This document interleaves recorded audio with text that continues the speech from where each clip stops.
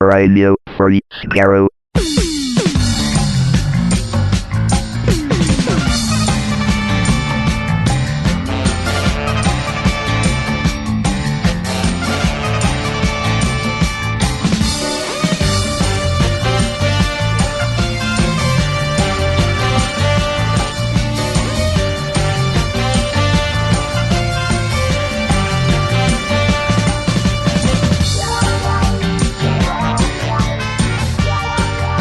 Hello everyone, welcome to Radio Free Skaro, episode number 697. I am Steven in Minneapolis St. Paul Airport at about 1 a.m. Without Warren and Chris right now, but they'll be back along with me to do the commentary for Terminus, a story about Tegan and Turlo basically climbing around the inner workings of a space station forever for 4 episodes, and that's basically what my life and the life of my wife Erica, who has just nodded off to go to sleep, has been.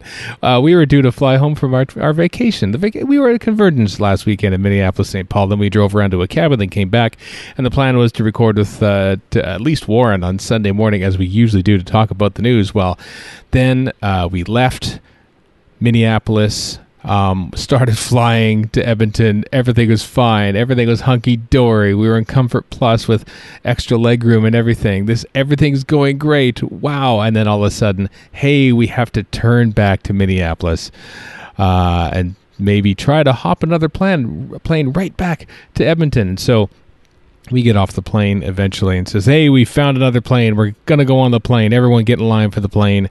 And then literally a minute later, someone comes on the intercom and says, yeah, due to FAA regulations, we can't fly anymore today. So you're going to have to find a hotel. We'll try and put you up in one, but otherwise we'll try to book you on another flight tomorrow. And then, dear listener, because I know you're wanting to know more about this, they said that we're all out of hotel rooms, so we'll give you $100 to fly on Delta again, and a mattress to sleep somewhere in the airport. So we cobbled together 6 mattresses. We have a nice sized bed, 4 pillows, a few blankets and stuff. We've parked somewhere near the airport hotel, but the show must go on, folks, and thus I am here to record the news on my own several hours before I'm due to wake up, if I even get to sleep tonight,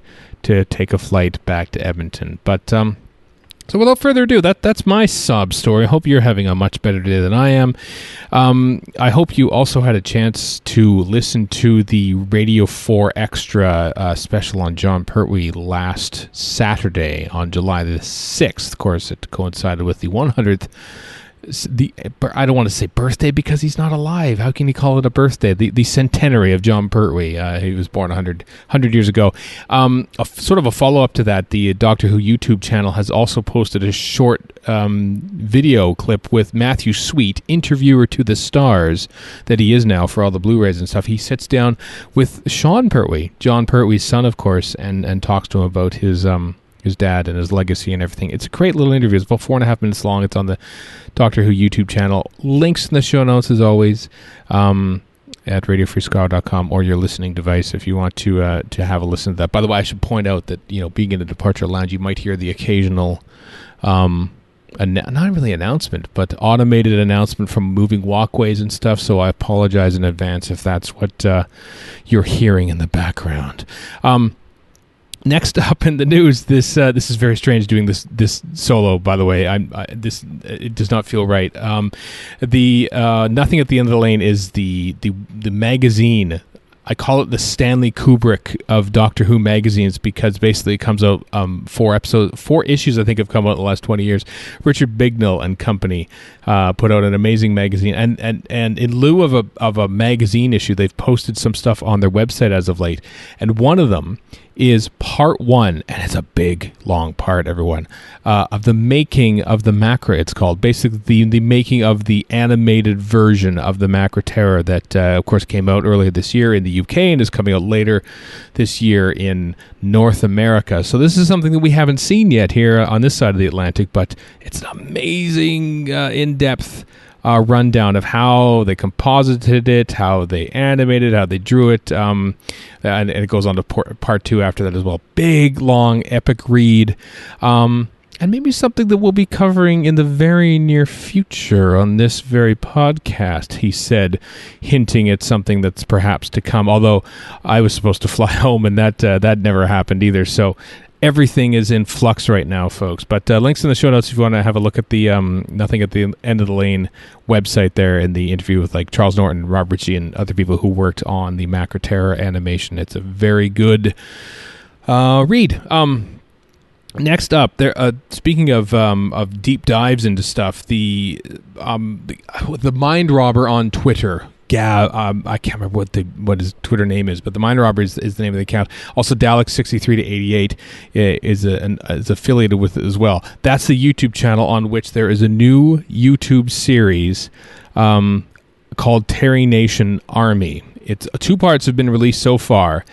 It's fantastic. The first episode sort of looks at the sort of like what happened to a Dalek prop from the 1960s and how far it existed, and how they created a special effect, the one in the chase where the Dalek comes up out of the sand, and how that model Dalek has it still exists today and has been passed on through generations and stuff. It's an amazing deep dive. There's been 2 episodes that have come out so far. I haven't seen the second one, but based on what the first one taught me about Dalek history and stuff, it's well worth a watch. Again, links in the show notes. Terry Nation Army on Dalek63-88, the YouTube channel. They are superb documentaries. They're about 15-20 minutes long. Well worth your time. Again, links in the show notes telling you about all sorts of things here as the strike clocks 1. The clock strikes 1 in Minneapolis St. Paul Airport. 10 years ago, Torchwood, Children of Earth, possibly the greatest thing that Russell T Davies ever wrote for TV that I've seen anyway. I haven't seen years and years yet. Aired, and to celebrate that fact, we've known this has been coming for a while. Torchwood Serenity, which is the Big Finish audio play starring John Barrowman and Gareth David Lloyd. An audio play that takes place before, obviously, the events of Children of Earth, because Ianto Jones died in that. Well, the writer of that episode 4 of Children of Earth, has written Serenity, James Moran, and that dropped, surprise, on July 9th, 2009, 10 years to the day when that episode 4 actually aired on BBC One. Big Finish did a big thing. They actually hid a copy of the audio play, hung it on the wall on the Ianto Shrine, which is still there to this day. If you've never been to Cardiff, there's the Ianto Shrine there, like just a mere stone's throw away from where the Doctor Who experience was and where the Doctor Who studio currently is. Gareth David Lloyd was down there. He was posing with people coming down to the shrine to sort of to check it out on the 10th anniversary. So the audio's out now. You can buy it off on BigFinish.com.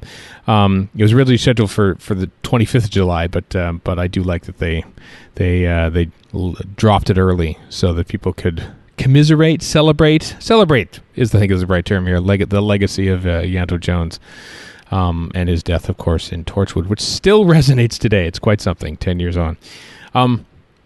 Next up, also Big Finish news, coming in February 2020, next year, perhaps to coincide with Gallifrey 1. Gallifrey, the Time War 3. Lalla Ward and Sean Carlson will return in Volume 3 of the Time War, coming in February of 2020. There are 4 episodes as part of this story, 2 written by David Llewellyn, 1 by Lou Morgan, another by Helen Goldwyn. I do believe Louise Jameson is actually returning for this as well. But so that is coming from Big Finish in February of 2020.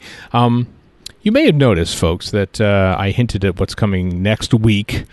Not finalized yet, but what was supposed to happen next week on this podcast is probably the standard news dump that is San Diego Comic-Con. we've sort of all been expecting that San Diego Comic-Con was going to be the normal thing for Doctor Who. There'd be a big Doctor Who panel there. All the cast and crew would go down there. There'd be a thing in Hall H, just as there was last year when they sort of launched Jodie Whittaker's Doctor. Well, not happening. Not happening this year, folks. No Doctor Who panel from BBC America there this year. There is, however... Titan Comics will be there. They have a big panel on Sunday and signings as well throughout the weekend. There's also issue 9 is going to drop of the 13th Doctor Comics as well. That's available at the Titan booth. And also there's a whole host of signings. Richard Dinnick will be there signing the Myths and Legends book, as the Missy Chronicles that he contributed to, as well as in addition to some of the comics. And Kelly Yates, who's an artist for the Titan and IDW range. They're going to be there at Comic-Con, and also there's going to be this is kind of interesting, the Edge of Time VR experience, which is coming out in September. It's going to be previewed at the BBC America booth. So you can preview the VR game, The Edge of Time, which is coming out in September. You can preview it early at the booth, the VR unit that they have there. There's also a huge amount of exclusive merchandise, like the Funko Pop Pating, which I believe we've talked about in this podcast before. There's the little Funko Pop figurine, the Titan figurine, rather, the 3-inch tall sort of ones that I think you've seen of all the other Doctors Who. They have the 13th Doctor one out now. They also have the Kawaii figurine with the TARDIS and Jodie Whittaker's Doctor, a host of hoodies and T-shirts, and with some artwork and stuff on there.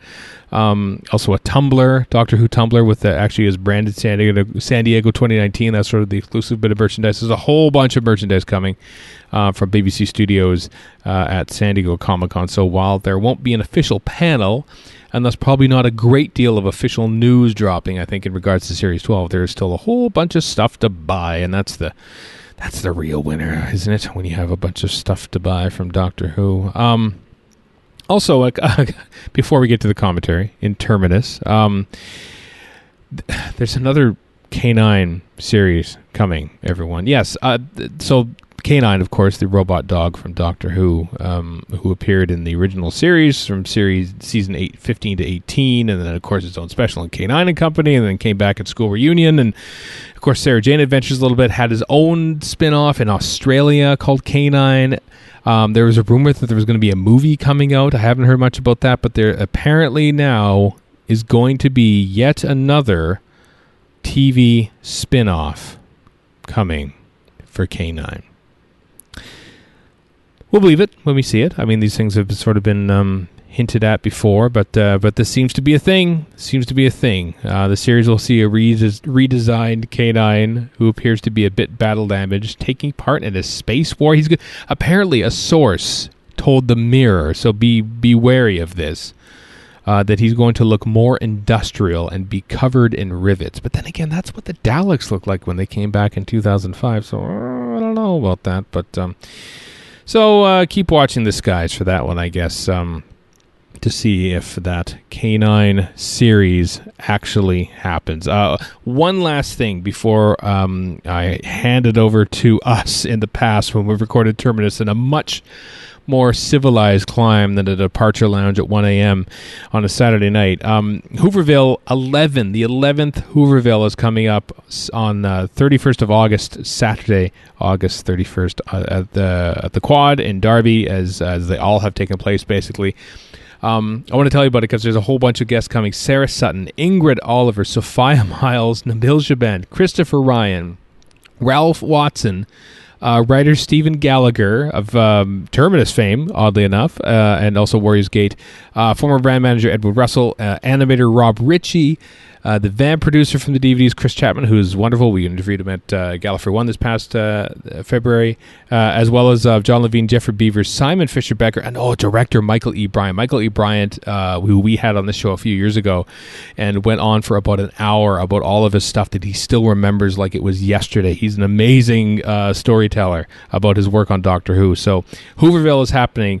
I've seen some people sort of like lapping up tickets as well as like figuring out ways to get up there because, Derby is not exactly next door to London, but it's a short train ride. I can attest to this. I went on it. I went to the event with the late Michael Pickwoad in November of 2015, and it was fab.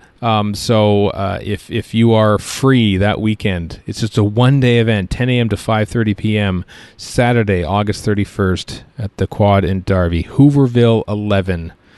Steve Hatcher and the Hoovers do a wonderful job at putting together Doctor Who events. So do try to make it down there. It'll be a great time for all. Well, we did it, folks. I can't believe I just recorded a podcast in an airport before I go to sleep in that same airport. But this is what 697 episodes of Ready for Skaro will do to you. So after this very short break, everyone, please enjoy our commentary, our classic series commentary for the Doctor Who story, Terminus.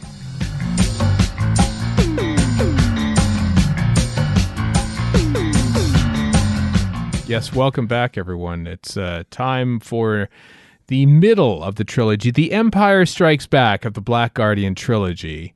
Not at all that. Only because it's the second film of three. Not in terms of quality at all. Not at all in terms of quality. You mean the Attack of the Clones of the trilogy? Closer. Or, if you will, or perhaps let's go with this one, Indiana Jones and the Temple of Doom of the Indiana Jones trilogy. That seems to fit the best.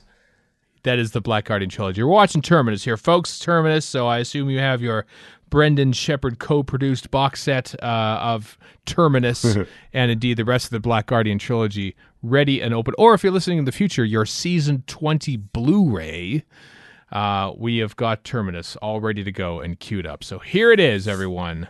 Terminus, Part 1 in 3, 2, 1, play. I don't know what to expect from this. No, what, you haven't seen it before or what? Terminus? The last time I watched it would have been when I bought the DVDs, which according to like Wikipedia and whatnot, where it was about 10 years ago when they came out. Yeah. And even then, somehow, I don't know how, but somehow in the past, I've lots of memories of seeing on PBS, lots of memories of seeing like Modern Undead and Enlightenment, but somehow missing Terminus in between. Well, there's a reason for that. I remember For instance, nothing of this. This opening shot of like Turlo wanders the halls. Like what a inspiring opening shot of a story right there. It does imply things have happened beforehand. Yeah. Also, I love this is my favorite interior of the TARDIS. I think I might have said that before. I just love all the roundels everywhere. I know. This is one of the more the most we. I mean, since Castrovalva, I guess, obviously, but there's a lot here. I like how he says the roundel behind you. Cool. Yeah. So there's like at least 9. There's 9 at least that we can see here. The blue switches. Are those blue? Yeah. Oh, they are. Okay, there it is. Oh, clever. Mark Strickson does a great job at just looking skyward and talking with great intensity. That's true. He does. Yeah. If I was him, I would have long since ditched the tie. Yeah, he keeps the tie. You know what? I like the schoolboy. How does that tie not come up above the collar, and like, you know, get out of place? Also, he's not convincing as a schoolboy. Yeah. He's 25 at least. Like, come on.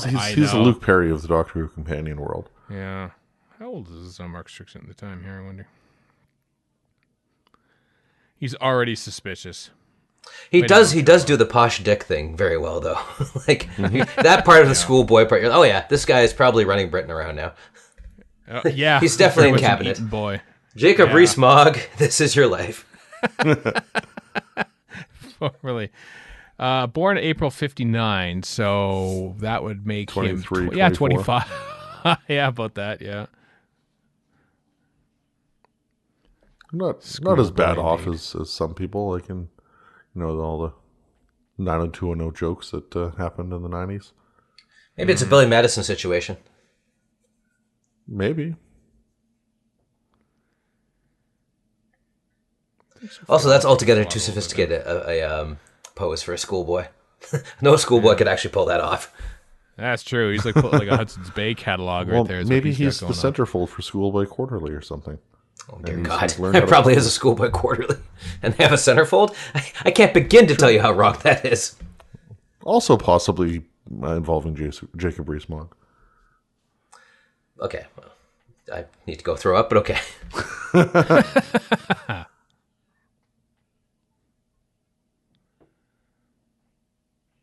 Bickering. Yeah, I think you should try to be friends. Tattletale.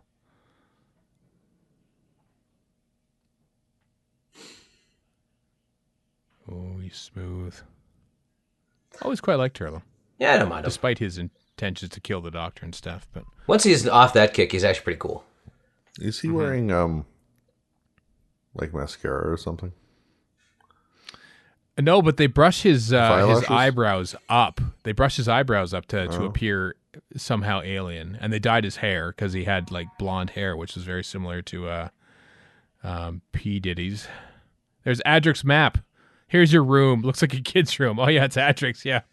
They should just turf it. left Just trash the place. We never liked him. Screw this guy. I like that, the TARDIS is like infinitely massive in size, and yet they have like gets the two old rooms, room. like Nissa and Tegan share. And you got to a know room. that, Adric's a teenage boy. That room stanks. Oh, Doesn't just stink, it stanks. boy. Yeah. Yeah.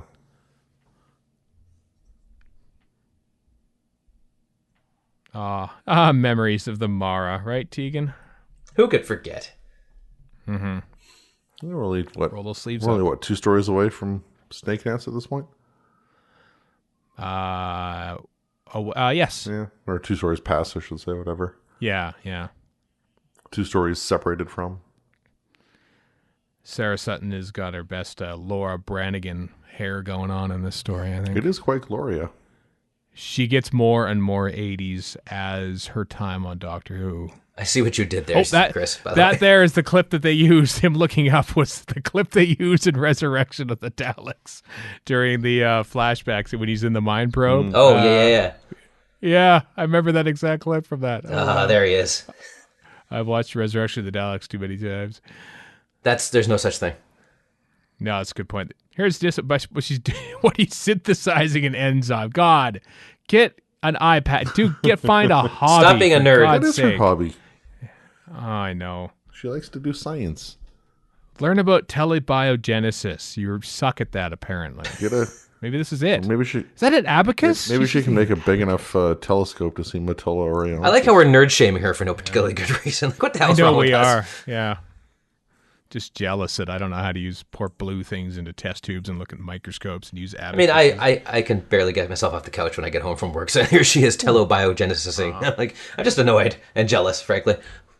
I'm talking about the heart of the TARDIS, which of course makes the comeback at the end of New Who series. I am ready to lift you away. That's not an innuendo at all. So apparently those internal circuits that you see there delayed shooting because the circuits were like off, or maybe the TARDIS console was too, or maybe just the circuits were off at like the Longleat celebration. Oh, okay. Yeah, Speaking the of absent production- things, where the hell is Peter Davison? It's amazing, isn't it? I think it takes some like this. Nothing has been said outside the TARDIS yet, and This is Doctor basically Who a has yet to sitcom turn setup, up. is what this is. It kind of is, yeah. We're a This, quarter of the way through. yeah. Yeah, more We are, than yeah. I think it's eight minutes in that he finally shows up. But yeah, this is one of the more fraught productions in I Doctor couldn't have Who guessed. history. It started off on the wrong foot because basically there was an industrial action which canceled most of this. Or I don't know. I think it canceled all of Enlightenment after this, and they had to move Enlightenment to where the last story was going to be, which is the Return, which became Resurrection of the Daleks next season. And so they had to bump this here, and then they they lost a whole day, I think, right off the bat, and then the sets were put up in the wrong place, which forced more delays. I'll explain. This is later. kind of cool, I have to say, this weird Yeah. dimensional hoo-ha they got going on here. Go on with your story. And then this, the set designer was because the set was like off by 3 inches, which means all the other sets were off by 3 inches, which means the last set was like over the fire safety line in the studio, which means they couldn't shoot, so they had to move all the sets back, and like all the lights were wrong, and so that caused delays. And Mary Ridge, who directs her first and only Doctor Who, with this story. It's like, what do I do and everything? I've planned for all this, and now I have to sort of adjust on the fly, and the costumes are all wrong because they weren't, and the guy who made them thought, what, you're wearing them? I just made them out of cheap plastic. What do you mean? I wasn't told you're going to wear them. And so they had to fix those, and it was a mess. Heaven mess forbid going on. costumes be worn. Yeah, and then the big one is that right up until, like, it looked like they would be able to fit it in an extra hour on the last day, the 5th day of studio, and they should have got 6, but one is canceled. And at the very last minute, John Nathan Turner says, nope, we're going to do a full remount instead, full day. And so they did that, like, during the production of King's Demons. So some of these scenes, I don't know which scenes were shot there, but some of these scenes were actually done like weeks later when they were doing the King's Demons. So Sarah Sutton does her rap party, leaves Doctor Who, has to come back to shoot some That scenes. sucks. Yeah. It was a messy time. Happy 20th anniversary. Basically, and it's a funny thing because when they're shooting the next story, Enlightenment, they asked Davison, hey, so do you want to get locked up for season 22? And says, you know what? I think I'm done. I think I'm good after next year. So basically, Terminus kills Doctor Who for Peter Davison. Sure. Oh, well. Well, Pour one out for Terminus. that and his whole, Patrick Troughton said don't do more than 3 years. That too. He's probably thinking that, well, I kind of like being Doctor Who, but then after he does Caves of Vangezzani, he says, oh, we could have done this the whole time? Yeah. We could have done Caves of Vangezzani, and now I leave. This whole sort of mushing together of the two ships is kind of cool, though, I have to say. It is. There's interesting concepts, but the production is not good. No. Interesting concepts, production not good, ships merging together. That's Nightmare of Eden all over again. Yeah. Oh, that's true, Point. actually. Throw the chair, throw the chair, throw the chair, throw the chair, Yeah, throw the this chair. is amazing. There you go. That I was remember shot when I saw that backwards. as a kid. I know. I remember seeing that as a kid and thinking, oh, come on. Like I said, I've forgotten literally everything in this story. Really? Yeah. Oh, this is one of the few stories that, like, on first watch, I was like, And that's rare. That's rare as a wide, especially as a kid. watching Doctor Who. Yeah. Because they can pretty much do anything, and you're like, yeah, I'm fine with it. Oh, I was all over it. Yeah. Like this, Ghostlight, the Mutants, Time Lash. Yep. That's my list, too. Yeah. Kinda, too. I know you love Kinda. It just rubbed me the wrong way. I don't know why. No, I didn't quite understand Kinda, but I enjoyed parts of it enough. I enjoyed Simon Rouse shouting all the time. That was pretty entertaining. I'm still not 100% on board with Kinda, but it does look kind of like crap. It does. Sadly. I don't want to be one of those shallow fans, but come on. It's not even lit like a jungle, It's just a studio. Let's just turn all the lights on. How many suns does Diva Loga have? 8. There are 8 suns. They look like studio lights. There. Explained it. I always did prefer Snake Dance to Kinda, but never really liked either. Yeah, okay. That's spot on. That's my assessment, too. Mm-hmm. Blame Christopher Bailey. You must hate Stephen Gallagher, Warren. No, I because don't. He did Warriors Gate and this, the two stories you just I rewatched Warriors Gate, and you're right. It is, both of you, I think, made this point. It is a lot better than I was giving it credit for. It's interesting anyway. I don't know if it makes any damn sense still, but it is interesting what they're doing. Right.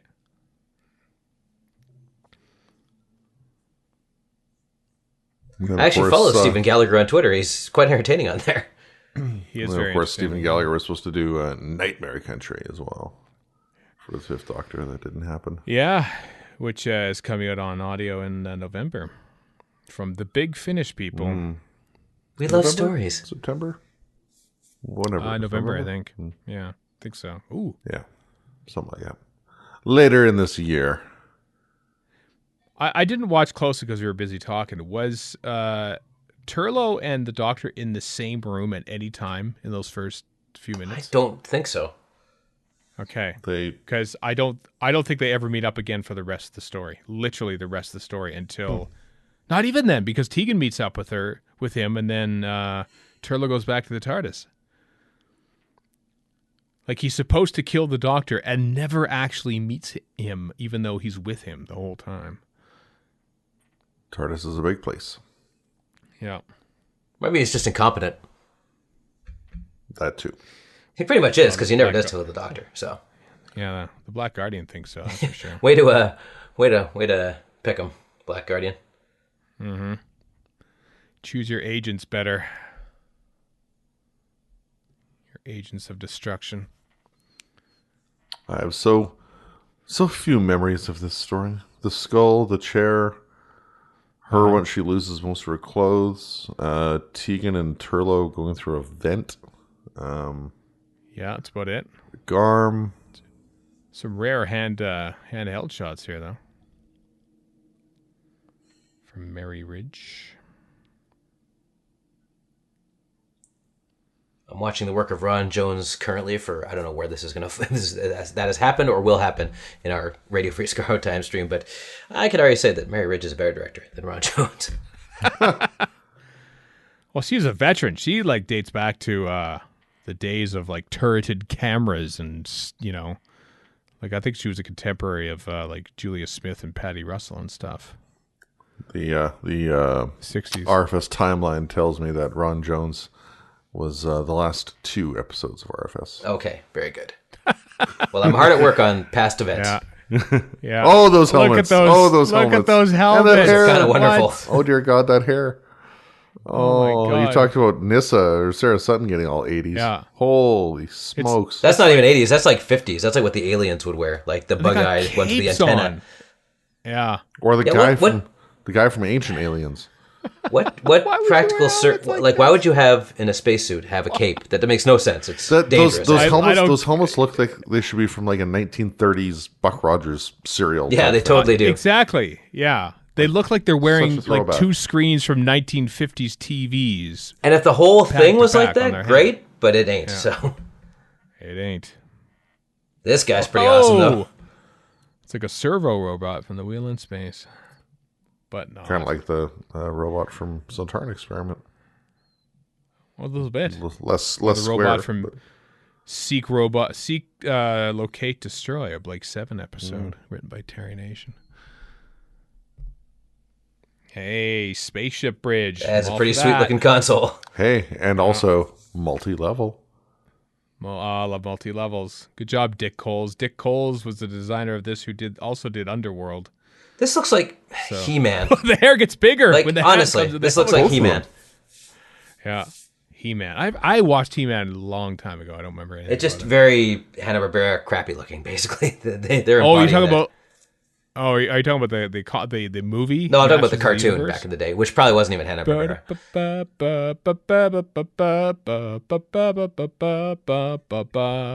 Which is pretty much the same theme song as Remington Steele. You hum it. Remington Steele, Yeah, I think you're right. guest starring Doctor Who himself, Tom Baker. That's Tom Baker. Yeah.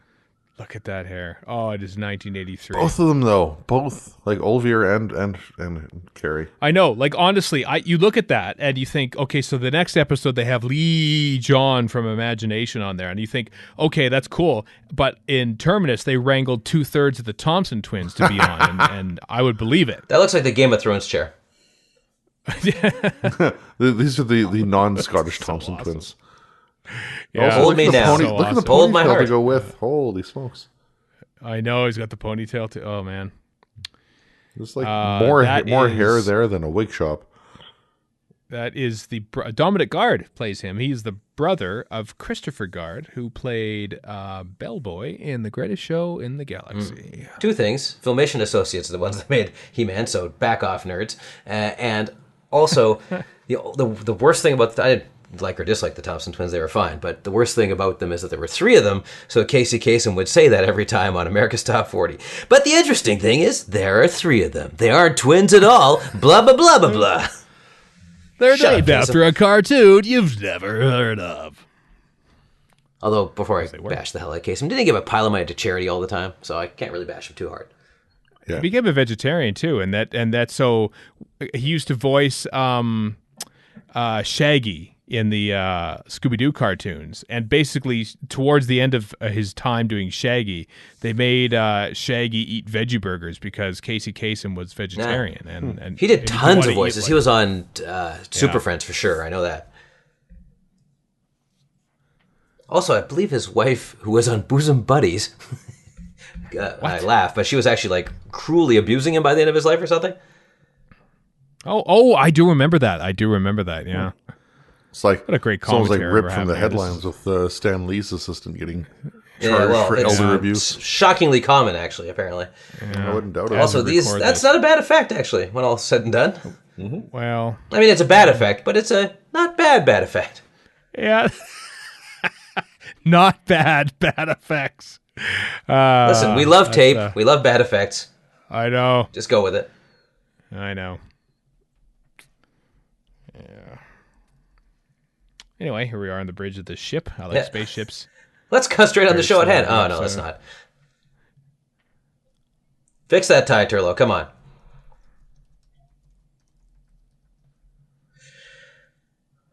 In my head, Turlo is a sandbagger on a mission.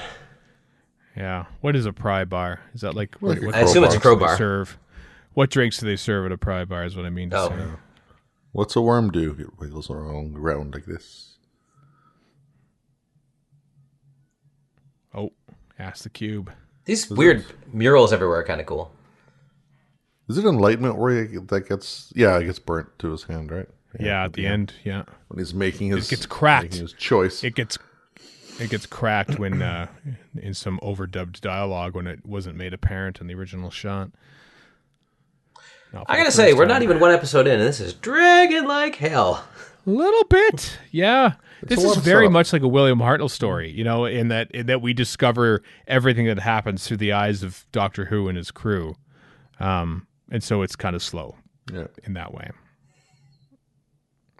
I mean, we see the two space pirates, the two pop space pirates, about to shoot a music video. They should have brought back the original Space Pirates. Yeah, with the Human League. Maybe not. Human League did a song called Tom Baker, about Tom Baker. They did. I'm not surprised. Oddly enough, it had nothing to do with Tom Baker, but... Whoa. What the hell's going on That's what here? you get for poking around, Tegan. You get like That's random hands grabbing your mouth and stuff. There is an outtake somewhere during the making of this scene. Yeah, Janet Fielding had a costume malfunction. Let's call it. And, I thought some groping may have occurred. some probably. Accidental groping Gotcha. occurred. I mean, it kind of... Yeah. I say it's tough to avoid. To be fair maybe to the guest artists behind the door, they can't see what they're doing. They can't. That's true, yeah. I don't think I think they just pulled down the top is how it I don't know how. I don't have a play-by-play. Maybe that studio footage will exist on the season 20 Blu-ray. Very much noted.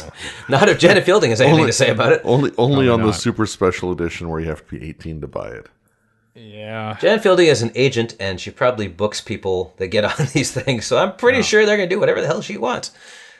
Can we focus on Peter Davison's sideburns in season 20 and how they jut out kind of like little laser guns onto his cheek there? Mutton You choppy. see what I mean there? Not even they're like shaved to a point. Yep. This is like the Star Trek sideburns, the triangly ones they had, which I think is a movie invention, but maybe not. But no, those go straight down and then they jut out. Like it's weird. Hey, Peter Davison. If I could grow all sideburns, the way out. Yeah, if I could grow sideburns, I'd do it that way. Just P. Diddy here, but please stand by. I always find it funny, and it happens less now because people are dying. But guys who like had the massive burns in the 70s and who keep them out of like sheer cussedness, you don't see it as much as you used to. Now it's probably just the stairs go up only so they go down. It's like that little rising in the stairs in Faulty Towers. That's right. They get up to get down. Get up on the downstroke. Get up. 911 is the ultimate letdown. Everybody get up. 911 is a joke. Yeah, I think three middle-aged white guys in Public Enemy and Parliament is probably the wrong things for us to be doing. I think you are probably correct. I smell a cliffhanger coming up here. A very slowly, deliberately paced cliffhanger.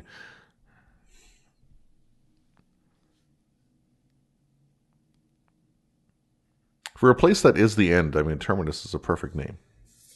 It is. Chicken and egg. Like what they call it Terminus because it is the end, or... Yeah. Well, as we find out in episode 4 or whatever, That was some really animated running on Turlo's part. He does great work. He is so hyper. Oh, hey, here's the duct part I remember.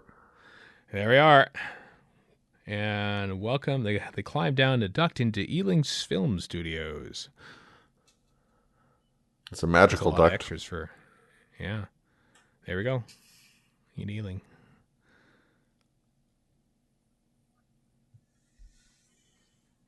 Yes, we do, ranting Olivier. Where the lasers come to die. I keep expecting them to hit their belts and transform into something. Type sound effect. Crash zoom. Hair twin powers Whoa. activate. Oh. Oh, that was episode 1, yeah. There you go. That was episode 1. I'm sure there'll be more people coming into the subsequent episodes here, so we won't get Paul, too we got the bored Garmy yet to or come, anything. so... Oh my God, we got the garments. Liza I Goddard, completely forgot what the Garmin looks ex-wife like. of Colin Baker. Colin Bate. Dominic Guard, Back not away. ex-wife of Colin Baker. No. Valentine Dial. It's a great name for one. It is a great name. Martin I don't know who it Muncaster. was. That's a funny name. He's a muncaster. That's what it was, actually. The broadcast on a leper Butterwick. ship is to be a muncaster. Well, that's hard. Your arms keep falling off. Yeah. I'm being mean to lepers. There's no end to my evil. That Hey, is Jeff terrible. Jeffrey. Yeah. That's awesome. That's terrible. You can't name your kid that. Come on, Mr. and Mrs. Jeffrey. D. Robson came in for some slagging. Let me tell you. Boy, oh boy, they did not like D. Robson. No? No, she was very, people complain about her costumes. They go, whatever. That was literally a quote. Not really, but 1982. Very rich. tickety too. All right. Well, there we are. We finished that. But we've only just begun. We've only just begun. Yes. So let's no get carpenters here. No, sadly not. All right. Terminus Part 2 in 3, 2, 1. Play. Bake. Thanks, Sue. Yeah. Should do that more. Love these titles. Love them, love them, love them, love them. Yeah. Yeah. I don't know why or how I should say this because it really doesn't make any sense, but I've always preferred the Peter Davison ones to the Tom Baker ones. I agree. It seems. I think honestly, And there's Davison's no good reason hair to say is that. lighter. No good reason to say that. No, Davison's hair sort of matches the. You mean? You Oh know. yeah, I agree Season with you. 18. Yeah. It just seems to fit better, even though it wasn't for. Same with Tom Baker's, as opposed to the Pertwee ones.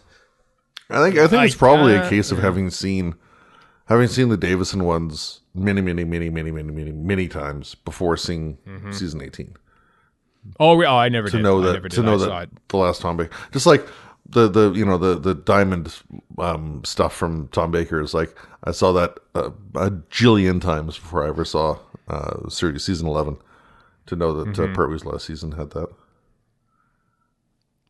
Also, the theme is awesome, so that's probably part of it.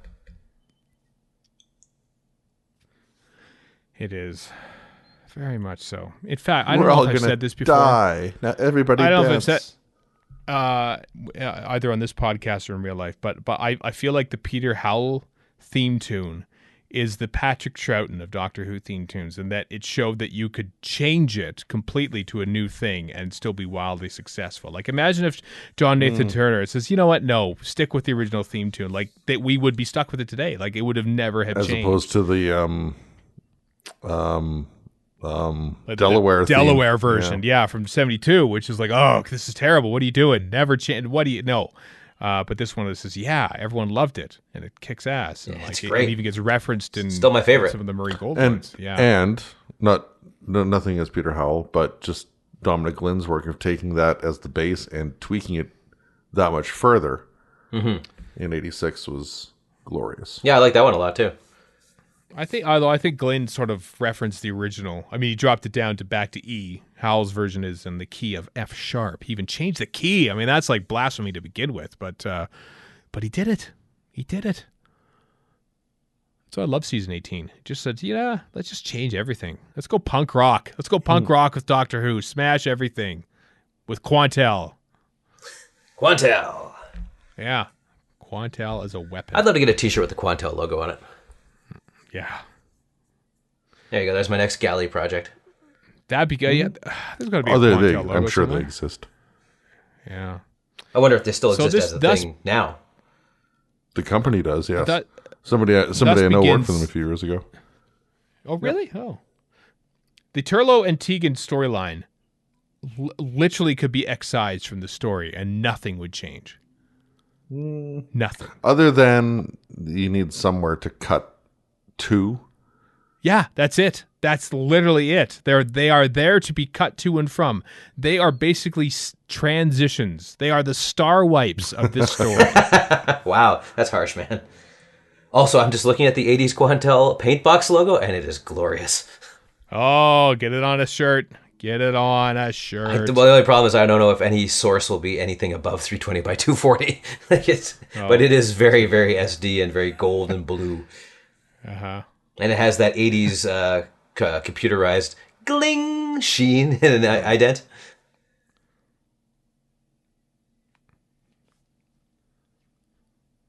A ladder. Conveniently placed ladder. Will this lead us back to videotape? There's always a fjord or an inlet. Yeah. Look, Michael, a fjord. Those early Macintoshes were just weird, weren't they? Look at that. Those are Makes Star no Trek sense. isolinear chips. I was so amazed by those as a kid. I was like, one day we're going to have that. And of course, we do with SD cards. Yeah, in a manner of speaking, sure.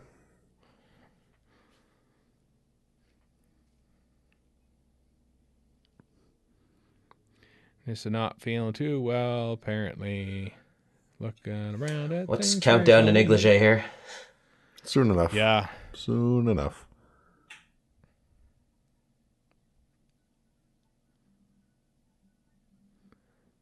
Kid does a good scared.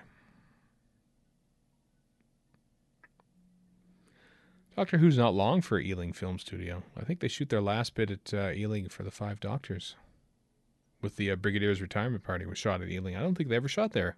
Apart from maybe the odd film, like model sequence and stuff. That looks like it would not fit in his pocket. Without being very awkward, let's say. Protrusive. Well, yeah. Well, he's got his iPhone in there, so... He sure does. It's a Bluetooth Black Bluetooth Guardian cube. thing. Yeah, if only. Turlo strikes not me even more of a bad or BlackBerry operating. man, honestly, than an iPhone guy. Yeah. This is another one of those Doctor Who stories where basically the lead guest female actor is the de facto companion. You know, like Nerys Hughes and Kinda and Polly James in The Awakening and Yeah. almost Beryl Reed in some Earthshock. ways in Earthshock, yeah. In that, well, we have companions for you, Doctor, but instead we're just going to lock two of them underground and have you prattle around with the guest star. That's how much we think of our companions that we have. Well, let's think back to the good old days where, you know, series regulars like Fraser Hines would be like the 13th person credited. True. Well, that's because they credited by Alphabetic. by Appearance? order of Appearance? Yeah. Oh, okay. Yep. Yeah. That hair is baffling. Her hair. It's just like, how is that even there? What's Eliza her Goddard, middle you're hair? talking Yeah. about? Yeah. Oliver looks like he's got like a hair version of a Davy Crockett coonskin cap on his head. I don't know what's going on. He's got a headband, which is like very Flashdance already. It is quite a bit Flashdance. Oh, what a feeling. Or what's the sequel to Saturday Night what a Fever from the 80s that Stallone directed? Staying Alive. Yeah. Staying Alive, yeah. There's a movie that does not need a sequel, period, no matter how good or bad it is. Yeah, I know. Kudos for Stallone for directing, you know, back when his star was like pretty high, I think. He also directed... He won an Oscar for writing Rocky, after all. yes, he He did. yeah. Yes, he did. The thing about Stallone is I've seen interviews of him, and he's not anywhere near as dumb as his persona would lead you to think he is. No. Terminus is the exact center of the known universe. Du-du-du-dum. Toronto? Yes, exactly, Warren. Boom. Terminus Yeah. is Skydome. Here look we at this. go. Like The hood looks so dumb. here's the saving grace The of the hood show, looks so and dumb. also, like, Yeah. these costumes are stupid. I agree, but they are impressively stupid. It took effort to be that stupid. Sure. No, I mean they're like well crafted stupidity. They don't fit, They're is what I'm supposed saying. to be. Yeah, they're supposed to be bones. You know, like what good of armor are they?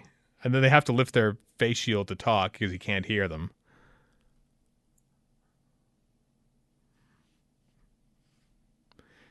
Quite nonsensical.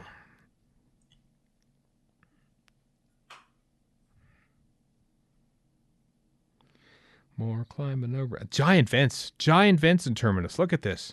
It's convenient that way. Every single you can vent charge in a rent. movie is like this. They're always giant. I think that's a $1,800 a month New York Yeah, apartment. that ain't proper HVAC. Let me tell you.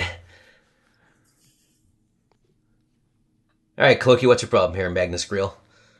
Oh. This guy died recently. Peter Benson, I think his name is. Looks like Doug Henning.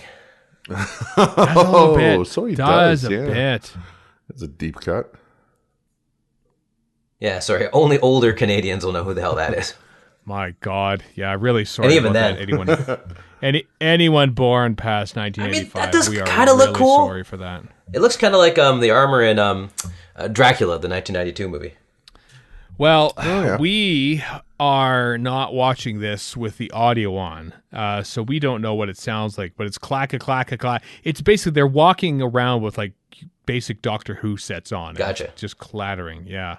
Also, I like how It's- the hoods are like they're not like a hood; it's like a tied off top of a bag. I know, which makes their heads look even more ridiculous. It's like they're wearing a burlap sack. Yeah.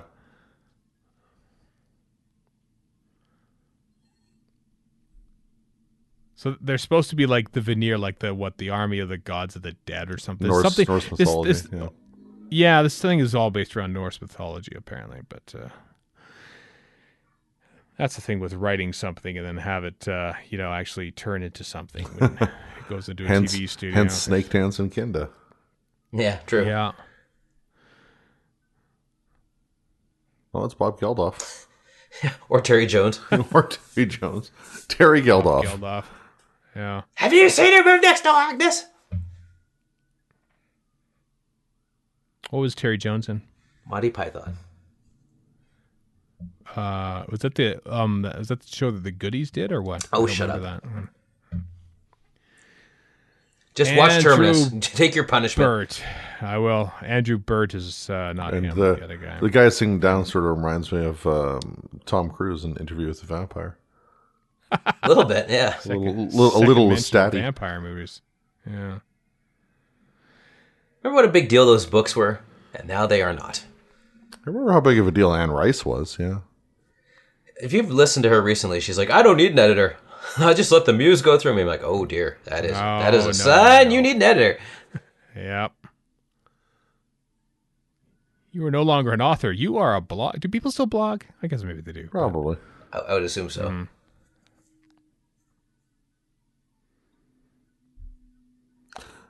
Might be fixated on the left side of the screen there.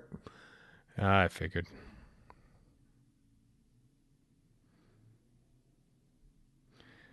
Sarah Sutton gets All I can think of is like a. gets. All I can think of was like a in 1982, a young Neil Perryman discovered his blossoming. Yeah. I never want to hear about Neil Pearman's blossoming again. Thank you very much.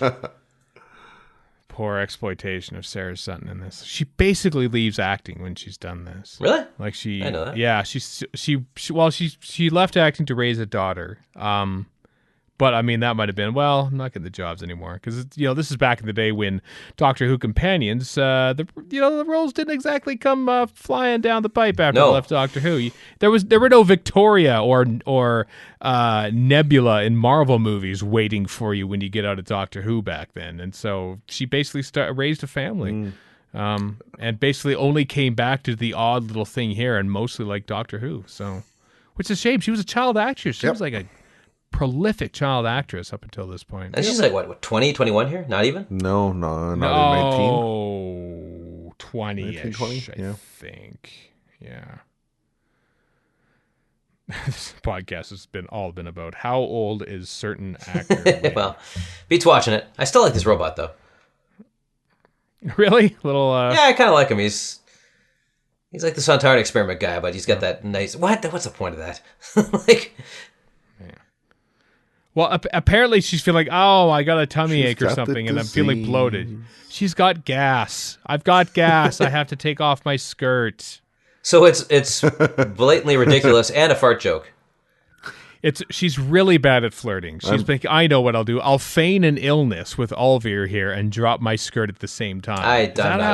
I am backing away from all this. For better or worse, his comment to her about "you're contaminated" makes me think of Al Pacino and Michelle Pfeiffer in Scarface. I don't Never remember watched that. Scarface. I tried watching it because everybody went on how great it was, and I remember watching, going, "It ain't that great." I mean, it's fine, but it's not the mind-shattering great film it's made out to be. It's certainly a career low for Steven Spielberg. Oh, shut up! He bounced back with Out of Africa, at least. Good for him. Your crimes are without number.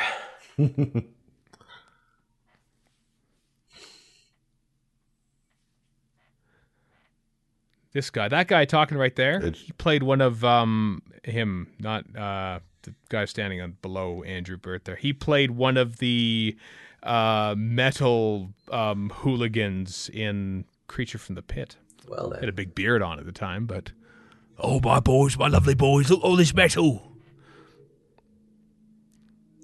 That's a very British look on that guy.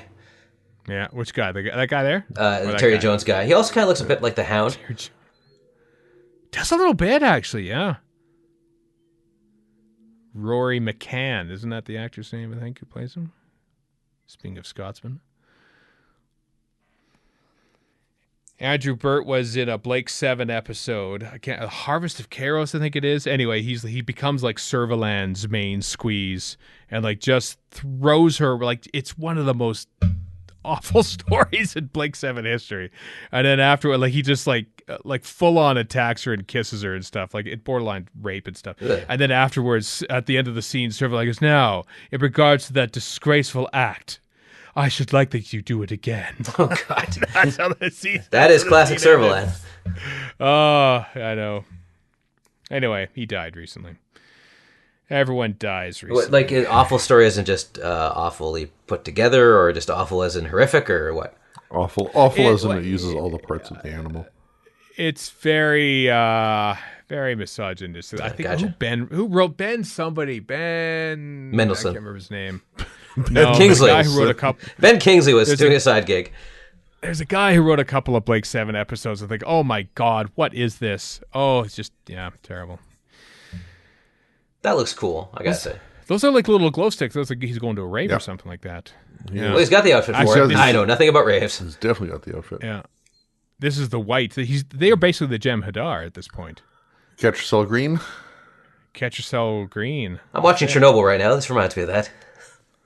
Oh, I haven't watched that yet, but I want to. So no It's spoilers. quite good. It's Well, quite grim, surprisingly. Yeah, I apparently. know. Funny that. So, okay, I know I'm probably wrong about this, but this guy reminds me of the guy who played Zaphod Beeblebrox in the Hitchhiker's 80s version. It's not him, though, is it? No. Oh God, no. Markwing Davy, you're thinking. Yeah, but he's got a very similar look to him. Oddly enough, though, his mother, Markwing Davy's mother, was in Doctor Who in Kinda that we talked about. Oh, there you go. Yeah. Folks, this is what I've done with my life. I've begun to memorize not only which actors were in Doctor Who, but which relatives of actors were in Doctor Well, Who. don't forget you've also gotten many, many, many, many film facts wrong to annoy me, so there's that as well. It's not a complete I don't think waste. I've got many at all, actually, Warren. So is that the camera? That's the camera going up and It's a camera going up them going down. and possibly going down. They might just be like kneeling down. Might be They like faking walking down the steps behind the couch kind of thing. Exactly. I'm pretty That's sure. CSO. And this is a That's- model shot. Peter Davison was often spoke many times that they used the sets from Alien for this story left over. But I don't see any basis in fact No, with this like, anecdote. granted, Alien was Terminus shot one hell of a lot better, but Like any film set could look like junk if it's not being shot the way it's being shot in Alien. But Yeah. Like this here. Does this look like Alien no, at all? none of it does. No. Alien is all. In fact, there's a Alien. I can't remember what the hell the name of the game is, but it's basically what they do is they take the look of 1979 Alien and it's set between the two Alien and Aliens, and it looks spot on. Like the Alien. I played the whole game. I just can't remember the name of it. Isolation. Isolation, yeah, and it's great. It's a really good game. But it's more like not gleaming white, but off white, and it's nothing like this. This is standard BBC set stuff, you know, like like wireframe things. I mean, maybe I'm wrong. Maybe they did use some stuff, but we're getting there. The dog whistle. That's the dog whistle right there, folks. That box. oh my god, that box started birtherism. No, Sat. No, the literal dog whistle. Here we go. Yeah, the star of the show. We need applause right there. Yes. What in the name of? So Stephen Gallagher, when he writes this, basically he's like, let's just have like two lights coming out of the shadows and like have it be like we don't actually see. Dear God! Literally, they come in. Just make a big dog. Let's just make a big. I dog. had completely forgotten this. In fact, when I've seen clips of this, pictures of this online, I always think it's a McQuire because it looks campy and McQuire-ish. But it is not. He's stuck somewhere in the candy kitchen or something. But nope, here we are. Yeah. It happened before that. I swear we've seen those consoles before in Doctor. Oh, totally, yeah. Yeah. Hey, this place is running with disease. Better look at the blood on the floor. And touch it, too. Why don't you lick it while you're at it? Is she going to vape? That looks like she's going to vape. I think she might. She does look like one of those. Oh, yeah, it's Tika Turlo. I always do a double take when I see people vaping and it looks like a sonic screwdriver. I'm like, what? Why are you smoking out of a sonic screwdriver? What the hell's going on? Oh, dry ice machine. The Thompson Twins concert is starting. Man, I might need to wash my mouth out with a Deep Space Nine episode after this. This is grim. Or Chernobyl. This is Chernobyl right here. This is Chernobyl. This is it right here. Apparently, like the leprosy awareness, some leprosy awareness group in the UK actually complained about this episode, saying it was misrepresenting the disease. Yeah. Yet the Simpsons got away with doing a leprosy episode. Yeah, did they really though? It's yeah, the they BBC, did actually. You understand? Yeah. Bit of a cluster mumble in the 20th anniversary season when you think about it, given all the industrial action of them actually canceling a story and then it ended with the 5 Doctors, but still. Yep. The ratings were like 2 or 3 million less than the previous season. Like, this is the death of Doctor Who right here we're watching, sadly. By the way, one final Alien Isolation thing. They've got these robots walking around that kind of look like crash test dummies. And when you smack them upside the head and they're bleeding the white blood or that robots have in the Alien universe, they go, tut, tut. I absolutely loved smashing them in the head just to hear that. Tut, tut. Let's see how long this close-up is. Yeah, look at it. Keep going in. Keep zooming in. Zoom in. That was a long reaction shot there. And then back to it. Another one. Yeah. At least the camera's moving around. That's true. Well, that's kind of cool. It's not bad. It's on a crane here. I'm a director frame of mind now, thanks to the upcoming, just happened, whatever, Ron Jones thing. Mm-hmm. You've been watching bargain price direction on Doctor Who in the 1980s. Just finished Arc of Infinity about a half hour ago. Oh, I really am sorry. Well, I look forward / I am happy to hear your thoughts. Was happy to have heard. Yeah. Yes. Well, I'll just say, as a kid, I loved Arc of Infinity because of all the Time Lord stuff and it was kind of, how do I put this? I just read Celebration, I think, and this is like kind of this made out to be a big deal thing, and then it's got all the stuff you like as a kid. Got Michael Guff in it. It's not all that. I mentioned, I actually wrote about, when I wrote my long forgotten blog, which I still have yet to finish, the Chronic Hysteresis, I wrote a thing about Arc of Infinity that Robert Smith *, picked up and included in one of the Outside In books. Oh, cool. And what I liked about, what I think won him over was that it was the one time ever that my dad was like mildly interested in Doctor Who, because it like Tommy Hunter was over for the night. So I said, can we switch over to Doctor Who and see what's happening? And it was the chase through Amsterdam in part 4.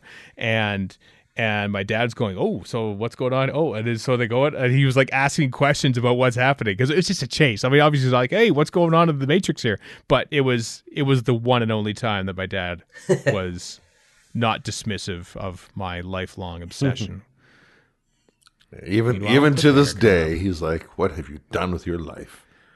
Yeah, my pretty much. mom's pretty much got that opinion of my Doctor Who obsession. I think the ship sailed for my dad when he came home, or came from outside doing lawn work, and found that I had taped a bunch of styrofoam paper plates up all over the wall to double as roundels of the TARDIS. Yeah, he's like, okay. That's it for that. I have no son. That's when he's like, thank God I've got other children to put my... At least he likes hockey. Yeah. Sandra, when are you getting married? I need a son-in-law. And she got one. So, and he's a farmer. So, therefore, Remy I get off scot-free. Wow, that's the Alberta trifecta right there. Yeah, pretty much. And a Jason Kenney Jeffrey, voter, probably. Yeah. That's unfortunate. Let's not go there. Anyway, that was episode 2. We're just watching the tail end of the credits here for. The Doctor got throttled. Yeah. He did. John Nathan. Just a little bit of breath play. Mm-hmm. Okay, that's enough, Chris. That's enough there. Yep. That's it for that. Episode 2 done. Okay, time for episode 3. Everyone, here we go. We're halfway through. Feels like longer. It's not. 2 more to go. So, Terminus, part 3, in 3, 2, 1, play. Doodly doo, doodly doo, doodly doodly doodly doo. Doodly doo. Why have I never been invited to redo the theme? I ask you. I know we should just. It's easy, right?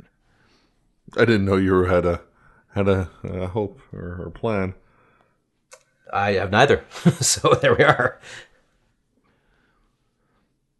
I learned how to play the Doctor Who theme because of this one. Maybe not.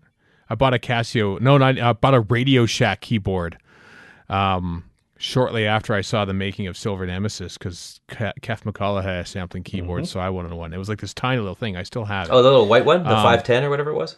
Oh, it was black. It's a realistic, is what it was called. Oh, okay. And I think because the bottom note, I think, was an F. It was anyway. I couldn't play the full Doctor Who theme because it didn't have enough room on the keyboard, so I had to play it wrong essentially. I'm just gonna look that up because Realistic was the brand name of Radio Shack. So yeah, that's what it was. It Okay. was. It was a Radio Shack brand. Yeah. also, I had to do Radio that Shack with the the video game 1943 because I'm left-handed and they had the buttons on the other side. So I would actually basically use the joystick with my left hand, and underneath would be my right hand tapping away at the buttons on the left-hand side. Wow. And it just was the most awkward thing you ever saw.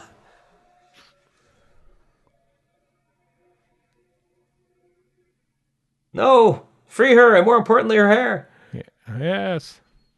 I could kill you. I don't The need hair will that. go I'll on. just strangle you instead. It's a different shot. Oh, look at this. Was physics. it the Moog How do I concert shoot? mate? Because this is a fine-looking piece. She's a terrible shot. Like, is that really that reflective? Is that really that reflective? It's not a mirror. It's Miralon. Oh, I found the Concert Mate 200 that I had. Oh, that was terrible too. Oh, I didn't know you had a keyboard. I wasn't very good at it. The power pack. You shot one shot. Power pack. Second time they used that shot there. The overhead going into the danger zone, I'm going to call it. Sure. Taking the highway in. Where Puppy Danger lives. zone. Puppy! Yeah. Puppy power! Oh Oh, god. dear God, no. Yeah, puppy power! Scrappy Doo is the curer of all the Lazars.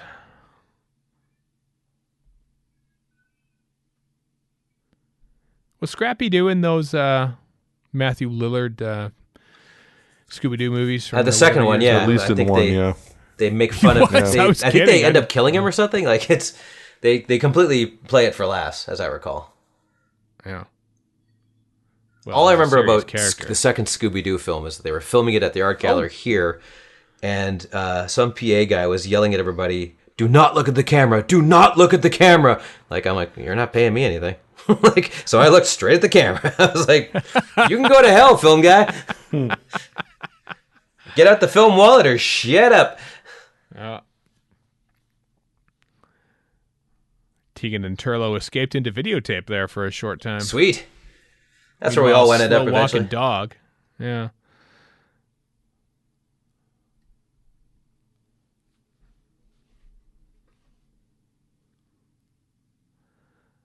I don't understand. Like, so this is a place where they cure these people of Lazarus disease, right? But like, the guards are like they're not obviously dog. They have the worst bedside manner. Like, I wouldn't trust them at all. Bribe with hydromel. Thanks, that's exposition girl. It's the mother of dragons. Have you seen my dragons?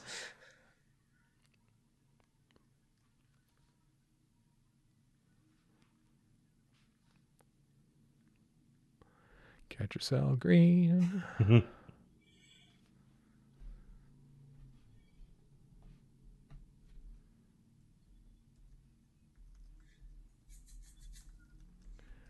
That's a nice space pen he's got going on there. That is Like way a too bank much. pen. Way too Like, much work. They can't even steal the pen. Well, and also try to write with those dumb gloves. I mean, forget it. That's a very good point.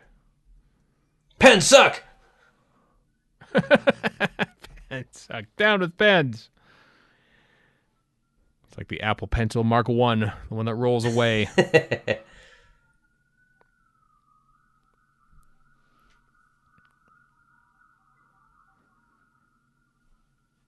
Stuff the company. I've often felt that feeling, actually. Mm-hmm.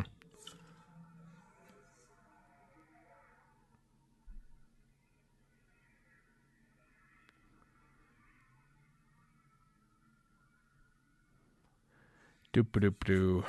Dialogue scenes. They're talking about things. Bunch of guys in capes. It's like the SCA. Did they mention which company it is? I don't think they do they? I think they're a bunch of medieval role players. Ah, that makes sense. I don't think the company name matters. But each one of them wants to be the paladin. Nobody wants to be like the dwarf or anything. Yeah. Oh, I'm head of the group. No, I am. Glaglerm. To the Ren Fair. A friend of mine told me that there's a period police at the Ren Fair where if you walk around and you're not exactly like the period you're supposed to be, that causes a big kerfuffle. Wow. Yeah. That seems a little extreme. Well, they're nerds, so no surprise there. And and apparently sometimes wags will go to these things dressed as time travelers just to screw with them. I come from the future. And apparently steampunks are taking over too. Everybody's so angry. I know. This guy reminds me of Ian Asbury. This is like 2019. What the hell? Yeah. Everyone looks like sort of dead inside. Like this is like... Also like 2019. Yeah. It's them during that. There's no makeup. This is just the making of the story. They're just making them look like this. Like, I've got scars. Yeah. Mary Ridge was just a hellish director. Yeah, she wasn't, but... I can't emphasize this enough. My dragons. Oh. A veteran director in over her head, based on the... That sounds like a whole bunch of chaos then.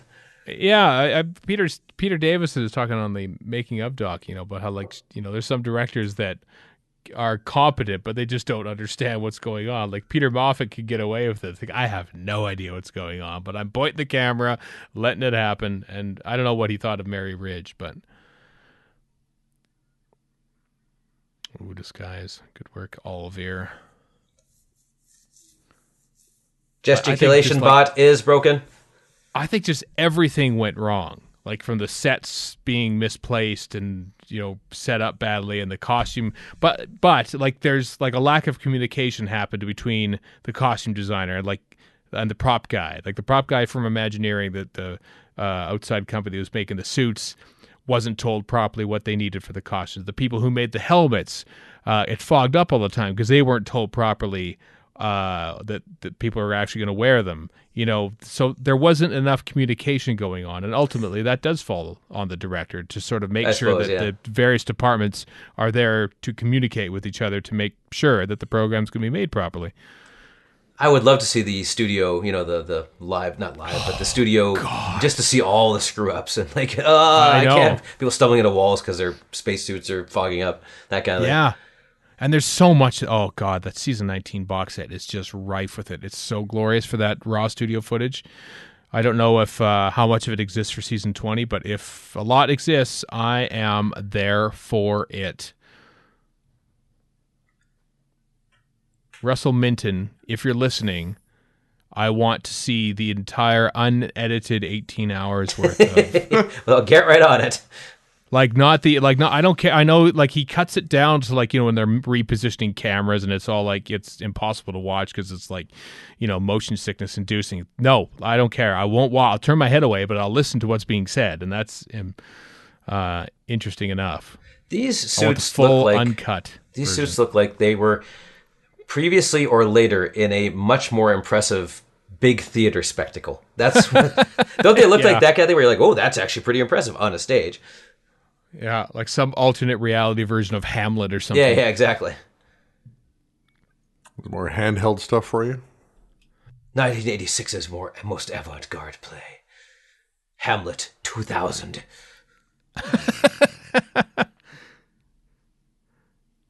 Where we are the skulls. That is held up when he does that speech about Horatio or something like that. I don't know. We are this. That's exactly the kind of thing you'd hear on like Radio 3 on some program about the theater. Yeah, I'm just throwing words at the wall at this point. I hear Tilo and Turgan. That is an album cover and also a movie poster from '85 by John Hughes. Yeah. Yeah. No, this too. I'm just thinking this is how I feel. I think back in 19 whatever when I first saw the story, I'm just sitting on a staircase going, "Oh boy."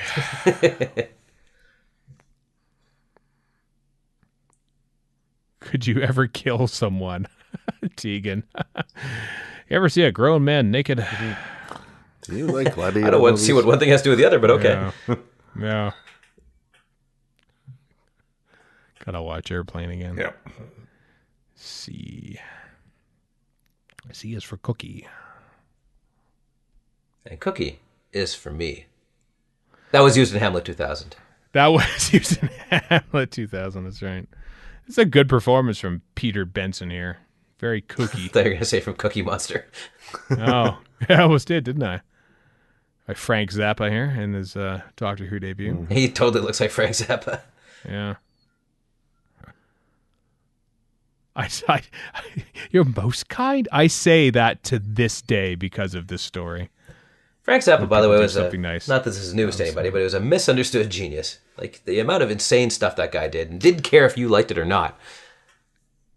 Is there now? I don't want to seem disingenuous, but is there a documentary about Frank Zappa that's like renowned and stuff? Not something. Maybe I don't know. I do know I've seen 200 Motels, and basically the way he shot it was all on video, then transferred to film because you couldn't do the effects he wanted, all the crazy psychedelic stuff on film. You just couldn't do it. So right, yeah, I saw clips of it, but it's like insane what he's pulling off in the 60s. I know so little about Frank Zappa, but I want to know, and so that's why I want to see a documentary because rock documentaries are some of the best documentaries. I agree. Because bands you hate are like, I will watch documentaries about the Eagles like any day. Like, yeah, 3 hours about the Eagles? Yeah, hate them. I want to see how they sucked. That's basically a great doc on Netflix. Sports documentaries can be either total garbage, just, nothing but love for the team or whatever, who cares, made for the fans, which is fine. I'm not a fan, so it's not fair of me to criticize, I guess, but or they can be amazing. Like, they can be like the one about 30 for 30 about the XFL is great. It's just so good. Oh, I'd be intrigued to see that. I've nae seen it. Most kind. There is a documentary called Eat That Question. Frank Zappa is in his own words, and it's apparently on Netflix. Or maybe it's just on... That Question, you say? But it might only be on DVD Netflix. What is that even? I think you can still get them in the States. Thing? Oh, I think it is, yeah. Well, they still sign for credit cards in the States, so I'm not surprised.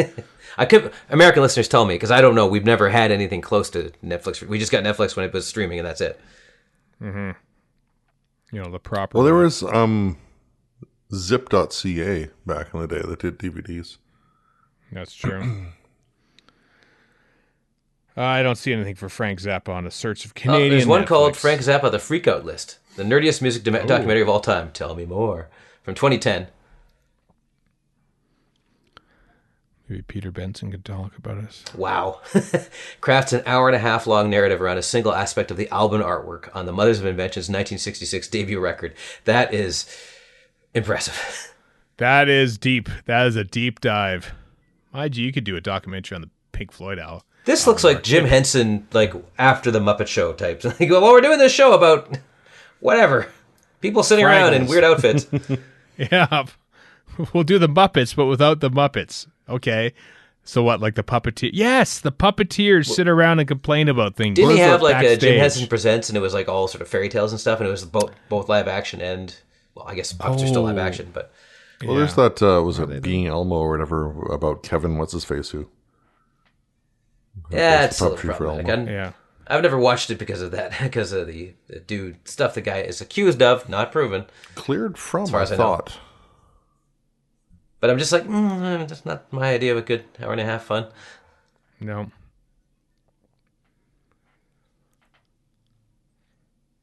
So episode 2 ended with him choking both the Doctor and Carrie, and now back for more.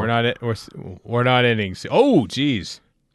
That's no fight that's scenes. no Terry Walsh filling in for John Pertwee fight scene. It's just not a Terry. No, I'm trying to think. I don't know if Peter Davison ever had a stunt double for a fight, like for I know you like for falls, like in Androzani and Warriors of the Deep. Gareth Milne doubled for him, but I don't think he ever doubled for him. Like, the sword fight in King's Demons is all Davis, and it's all Ainley too, for what it's worth. Whereas I think it was all Pertwee in the Sea Devils, but Derek Ware doubled for Roger Delgado in some shots. So it's all Diddy. Yeah, pick him up. I am Lion-O. Barco. I have a dog. These dogs are barking up. Looks more like a cat to me. Yeah. I found a sticky. Watch, that dog's probably going to try to walk through a doorway with Boar and he can't get through. And just keep at it. it. A doggy door? Just keep. Yeah, I guess I can't get through the door. What do I do here? I want the Garm there to just sort of circle around where he sits, just like a dog does. Oh, just run around before he lays down. Yeah. Exactly. Yeah. I gotta say, having babysat my friend's dog numerous times and doing so again, she's never done that. She's not once done that in my presence. No? No. I want to point out that he legitimately did have a hard time getting through the door there. True. So he had to walk sideways. He had to shuffle sideways, did the late R.J. Bell. Because for some reason I remember the person who was inside the Garm. What is wrong with you? I don't know, Warren. This podcast is supposed to be the Garm therapy. Should be the name of the documentary on the DVD. I wonder if remember those that I Was a Doctor Who Monsters straight to video documentary in the 90s, I think, that Sylvester McCoy helped produce. Rings a bell. Basically all the people inside people inside the Doctor Who costumes, and I don't know if the Garm was in there. I want to look closely on the next one, but I swear that the Garm is wearing a lightsaber on his belt, but He is a Jedi, after all. he might be.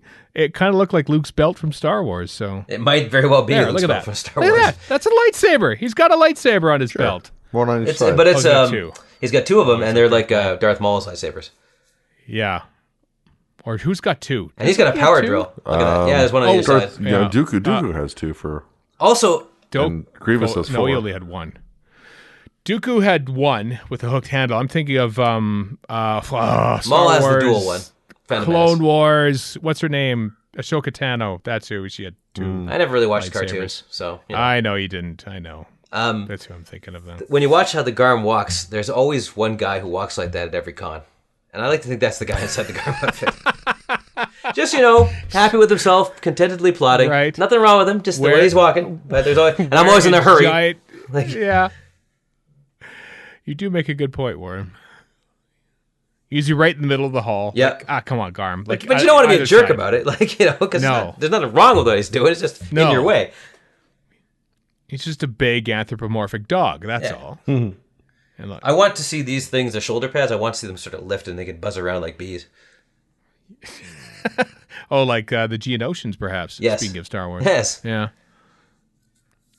God, One of my I don't favorite remember moments in those Attack of the guys. Clones is, by the way, is when the one robot guy streams off a bunch of machine gibberish for about 20 seconds, and then he goes, "The Techno Union agrees." I don't know why I find it really Techno-Union. funny, but I do. Whatever happened to the Techno Union? Nothing. They're just making stuff I up think on the they got spot. absorbed by the EDM union. My friend Cam put it. That's get it. terrible. My friend Cam put it very well when he said, "Star Wars' ultimate superpower is the ability to retcon virtually anything," and he's right. Star Wars is amazing Yeah. at retconning. They have done that too often, of course, but they have done it. He also has. I'm I've accused him many times of giving anything with Star Wars slapped on it a free pass. There's a lot these days to do. I mean, Well, there was gotta back give a then lot too. of free Once the passes. expanded universe had its share of clunkers. At this point in the commentary, I wonder how many times Mark Strickson has told the story about the wire running along his arm to light true. that up and how it burned. I don't see it though. I mean, kudos to them. You'd expect to see it in a wide shot or something, but you never do. That reminds me. By the way, I don't know if either of you have the slightest inkling to buy it. The Blu-rays of the old Star Trek and Next Generation Star Trek movies are gold just for the commentaries alone. To wit, They are. the I woman have who those. played I have those. Ilea. What's that? We have those. Oh, they're We bought fantastic. Yeah. Bought that whole So do big I. ass set with the TOS and the movies and animated series Yeah. and Yeah. Oh, Oh, yeah. I don't So have they're that, great. But the motion picture one is especially good.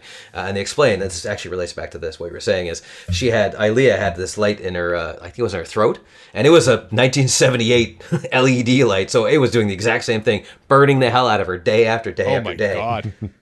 no wonder There's- Princess Kambata was bald.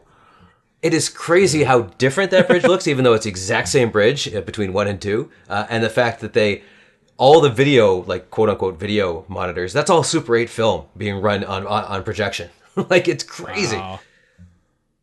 Oh, and when they're going through when they're looking at the wormhole, like the sort of weird graph kind of looking thing on the wormhole, that's all hand drawn with motion control cameras for each photo. It's insane. That's some good business by Peter Davison to keep holding his arm through most of the story now after you got hit by it. Like, is it broken? Or is it just sore? Like he's That's true. making it's a conscious decision. Ow. See, that hurts. Ow. He points at the arm, but then he goes, remember that it hurts. He's not your favorite though, is he, Chris? P. Diddy. Peter Davison? No, he's Yeah. pretty low on the list. Oh, P. Dids is way up on my list. I love him. Yeah, he is mine. And that's another reason I love Jodie, because she's like P. Dids.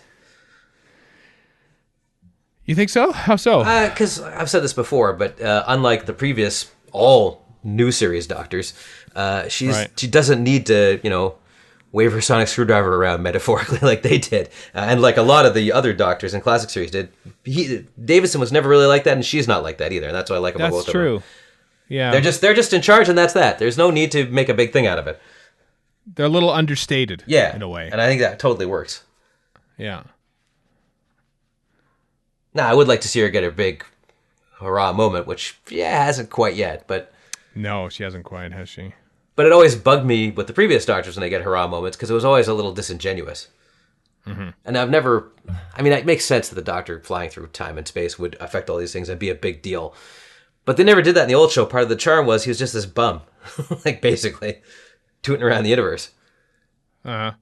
And I never had a jibe with me with the new series that was not the case anymore. I don't know why, because I'm old, probably.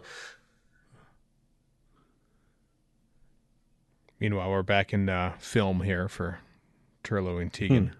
You don't say. Yeah. That looks like it genuinely injured him. He can't stop the confusion in his mind. No. Who can, really? Uh-oh. Oh. I smell a cliffhanger, possibly with a zoom attached to it. Yeah, going back to the big Entirely red possible. handle. Good bedhead. Oh, There it is. there's the big red handle. Oh, the red handle gets us. Saw zoom. Finally, my moment to shine, says the red handle. I'm a superstar. I'm a star. I'm a bright, shining star. Oh, dear. I think we need to go there. I am the king. Still Paul Thomas Anderson's best film, Boogie Nights, in case you're wondering. Sure. Haven't seen that in a while. You have a divergent view, sir? Yeah, I think, wait, which guy are we talking about? Paul Thomas Anderson. So you're just going to say something he didn't direct, so go ahead. Yeah, Inglorious Bastards there. All right, sure. Why not? Sure. Can't stand Tarantino for what it's worth. I haven't seen Phantom Thread, but I did like Kim Rogers' comment. She called it Male Fragility, the Motion Picture, which I don't even know if it is that, but I just find that funny. Who is that, PTA? Well, he directed, that's the last movie he directed, Phantom Thread, yeah. Never even heard of that. Is that the first of the Star Wars ones? Or Yes, it is. Okay. Well, there, that bit of banter closed out episode 3 of Terminus, which means we have one more in the Nissa era left, of course, barring Dimensions in Time and her cameo appearance. Doesn't count. Does not count. We've already done the commentary Yeah. for that one, though. We already have done the commentary for that And one. I don't think we're going to do a miniscope on JNT as a writer. So no, he does not fit the the requirements. So, okay, instead we'll do a commentary on Terminus Part 4. So here we go, Part 4 in 3, 2, 1, play. Have we done a commentary for Modern Undead and or Enlightenment? I want to say don't no to think so. both. Okay. Because that's good then. If we haven't, then we have those to look forward to one day. I'm pretty sure this is the first Guardian anything we've done, including like Key to Time stuff. Mm-hmm. We must have done some Key to Time by now, yeah? We've done something in the Key to Time. Sure. I think we've done Armageddon Factor. I'm pretty sure we have. No, we've not done that because I remember that. This is a stalling until Key to Chris Time has we've the, done Reboss and Stones of Blood. Yeah, Stones of Blood. There it is. So Reboss had the White Guardian in at the start. Yeah. As for Modern and Enlightenment are both as yet not done. Untapped. So says the Untapped. randomizer, which is sitting here waiting for our use of it at the end of this episode. It speaks truth. Yeah. Well, there it is. There's the close up again. There's a not bad shot, model shot actually, with some CSO involved with that ship in the model of the Terminus space station. Oh, he's down to his sweater. Must be getting serious. Mm-hmm. It is. I always liked this sweater. I found it particularly natty. Yeah, and it's a sweater that you can kind of buy. Like, honestly, when you think about it, Davison's costume was probably the most cosplay Of the time, yeah. efficient. Yeah, at the time. I know. Well, maybe not. Capaldi said I wanted people to be able to cosplay this because the stuff you could buy. I was looking at the prices, going, "Yeah, I don't think I could buy that. That's very expensive." Paul Mr. Smith, Capaldi. whatever, and yeah. Yeah. I'd say Stovepipe Pep, notwithstanding, Troughton is probably the first cosplayable That's one. true. With some ease, because it was Yeah. a lot less formal than Hartnell. I suppose you're right. Yeah, just That said, pants. I guess you could look at other stuff that was worn in the Hartnell Trousers. era. Maybe that stuff would be easily cosplayable. Not that such thing really existed back in those days, but No.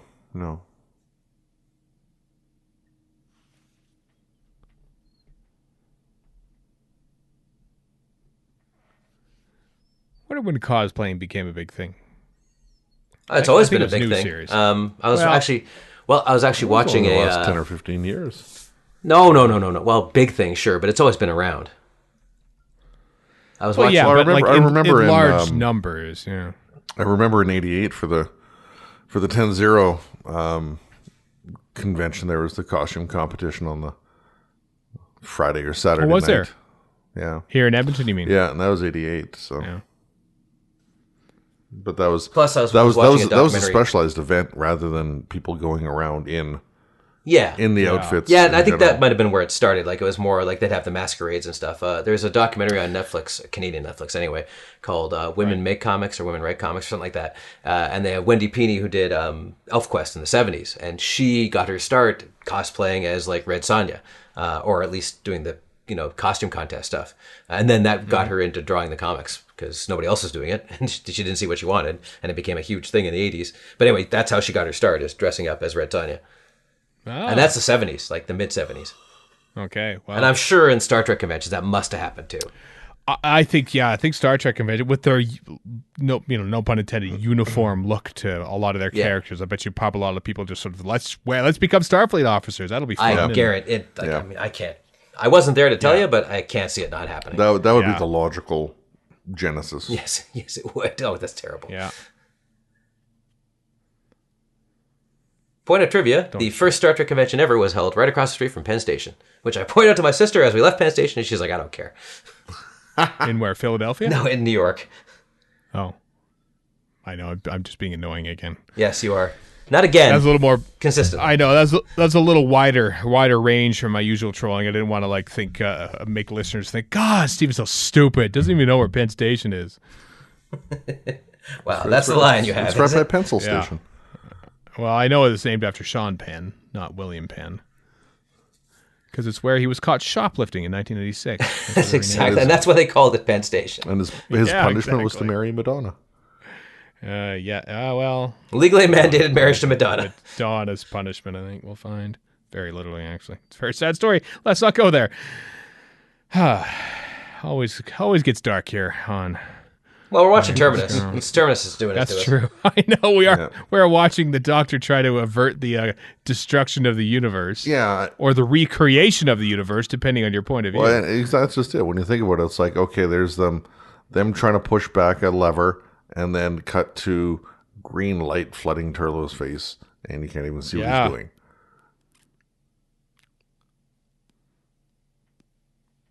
A green light is an easy, cheap way to make everything look high tech, though, It does kind of look that way, doesn't or it? spacey and alien-y. Yeah, I remember like my earliest space Lego sets had like sort of that transparent green bricks, and it's like, whoa, it's so spacey. See-through green. I could Yeah, just totally. about see through this green. It's amazing. By the way, kids, if you're listening out there, your Lego is not as good as my Lego was when I was 5 or 7 years old, okay? Just want to point that out. Early space Lego is just the best Lego. I think it funded. I think that basically launched more space shuttles later in life than anything else. I can't argue with anything you're saying. I unabashedly love early space Lego. Oh God, so inspiring! It's just those sets. Just I can't tell in my personal chronology which came first, Star Wars or Space Lego. It might have been Space Lego, honestly, and that might have just enthralled me when I was a kid. And think, oh, Star Wars, there's space stuff in there, but it could be the other way around. I can't tell, but it was all part of it, though. It was all part of it. So Doctor Who, really, I have Space Lego to thank for my interest It in all Doctor comes Who. around. It really does. Oh, don't believe it. Oh, the door opened too, but no one is there to look. Turlo was. He Oh, was was he? waiting beside it. Did he go in?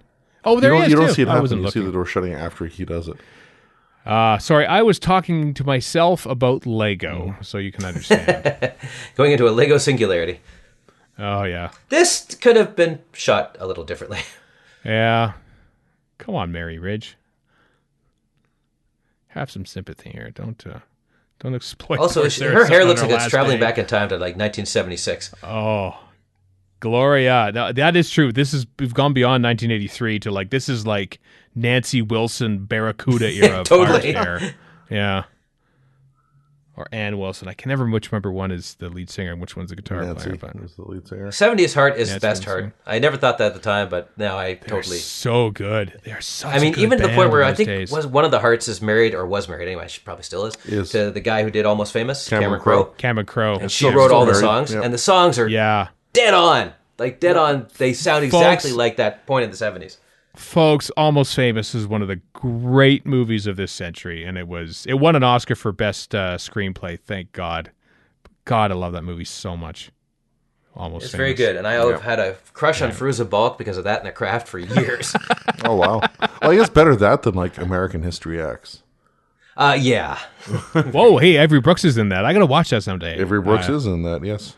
it is very good. It is also very depressing. It is also very depressingly relevant to the Well, year of our like Lord Terminus. 2019. Like Terminus, yeah. It's not a happy movie, much like Terminus. It's not a happy Doctor Who story.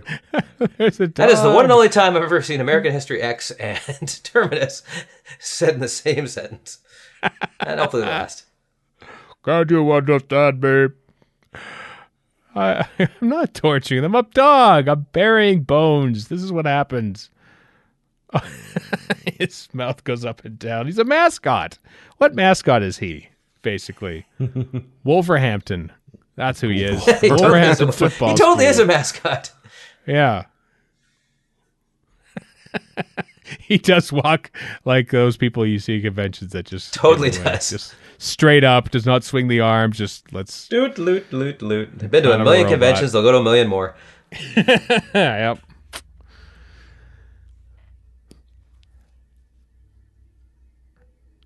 So even though Boar looks like he's close to death here, he doesn't die, nor does No, anyone. nobody does.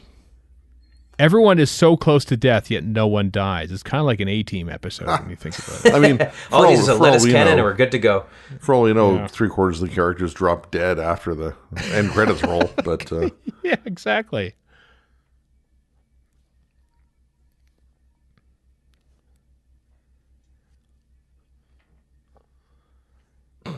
What happens here with these two is that they start their own catch yourself green cooking site, and then a whole list of shenanigans begins. I say that at this point, having not watched all of Breaking Bad, so please, you two, don't spoil me. I won't. I'm almost I won't close spoil to the. I'm close to the end. I'm like halfway through season 5 right now. yeah. So, yeah, I trust you're enjoying it. I'm enjoying it, but it is still at times, poor decisions by Walter White. That's that the can whole be point of the basic show, name yeah. of the show. Yeah. It's just it gets frustrating to know. Oh, geez, why? There's- Why you didn't have to do that? You didn't, but he did. Yeah. Once you are finished, I'd very much recommend watching Better Call Saul. Yeah, I wouldn't watch it for right Tom. away, but I would give it a month A or little, so and then bit of watch time, it. maybe. Sure. Yeah. I'm gonna cheer myself up with Chernobyl once Breaking Bad's done. Well, so. Better Call Saul is a lot more cheery than that. The thing about Better Call okay. Saul is it's not anywhere near as like violent and grim. No. Right. But you do get to see some of the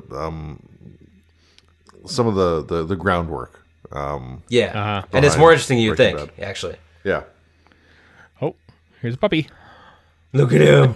You want a stick? Where's your stick? Go get your stick. Like, Go get. Do not throw the ball if you do not intend for me to run after it. Deception. He's basically saying, throw the ball. Do not pretend to throw the ball. I I can see through your games. I think he also, if he's a convention guy, he's also the kind of guy who talks to himself. He's like, oh, gotta go to that panel at 2. Yeah. Oh, That is one of Nissa. the weakest trips. Oh, Olivia. That is, I know. No, the weakest trip is in the Seeds of Doom. Which one? End of, I think, episode 3 when Sarah trips and then the obviously piece of cardboard with a bunch of goop on it comes at her. right to the camera. You think it's worse than Susan and the Five Doctors? Oh, that one. Oh, okay, that's a pretty terrible trip too. That was pretty bad, yeah. My favorite thing about that is my sister had never actually seen, like, this is the first time we'd ever watched Seeds of Doom, and right before it happened, she goes, trip, and there goes Sarah tumbling. I'm like, how? How did you do that? Here we go. There's the backstory of Nissa staying. Yeah, listen, I don't care right now. Let's go. Now listen, you idiot LARPers, we need to do this right now. LARPers. Oh, my XP is down. It's an interesting. The masks are interesting, I have to say, because they have like a head, like a little figurine at the top of his head there on his forehead, as if to indicate that he's there. I do like Davison's control. I appreciate it if you hurry. This is one of my favorite exchanges, actually. Is this necessary? And I love this. And if I fail. No pressure. What a great Doctor No Who pressure. line. What a great Doctor Who line. Those aren't gloves at all. I don't know what you're talking about. Why would his fingers bend like that? That's what they do. That's what anthropomorphic dogs' fingers do. They bend like gloves. Yes, fingers. The fingers of dogs. Yeah. Where's his toe beans? Show us your toe beans. Yeah. Let's slip the dogs of Bor. Oh, Dear. Title. BOR being the guy who was Yes, I there. know. Still title.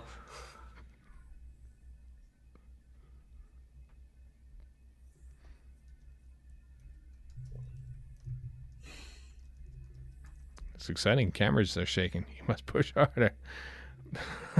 Go to hell. Yeah, there. Ask nicely. Sit like a good boy. Come on. Sit, Ubu. Sit. Oh, good boy. Good boy. Who's a good boy? Who's the best boy? You are. You are who's a good boy. Who's a good boy? Who's a good boy? Oh, there we go. I'm going to give you a ball. Yeah. You take your ball. I like that there's a big giant red switch that'll... I like that he has a specific universe. cocaine nail. I just like that it's red when everything else around it is like gray and brown. Yeah. It actually brings some color to things. Did I do a good job? Did I do it right? Did I? Yeah. Look, you can see like the gauze on his mouth there. Like, come on. It's a mascot. It's a freaking mascot. It's Recycle Man. I do like him. I mean, we are cutting down the Garm a lot. I love this dog. Because it's visually ridiculous. Yeah. They're all good dogs, and Garm is one of them. 15 out of 10 would pet. That was a terrible shot. That clearly was just a pile of flats that fell to the ground Yep. and not a thing that broke.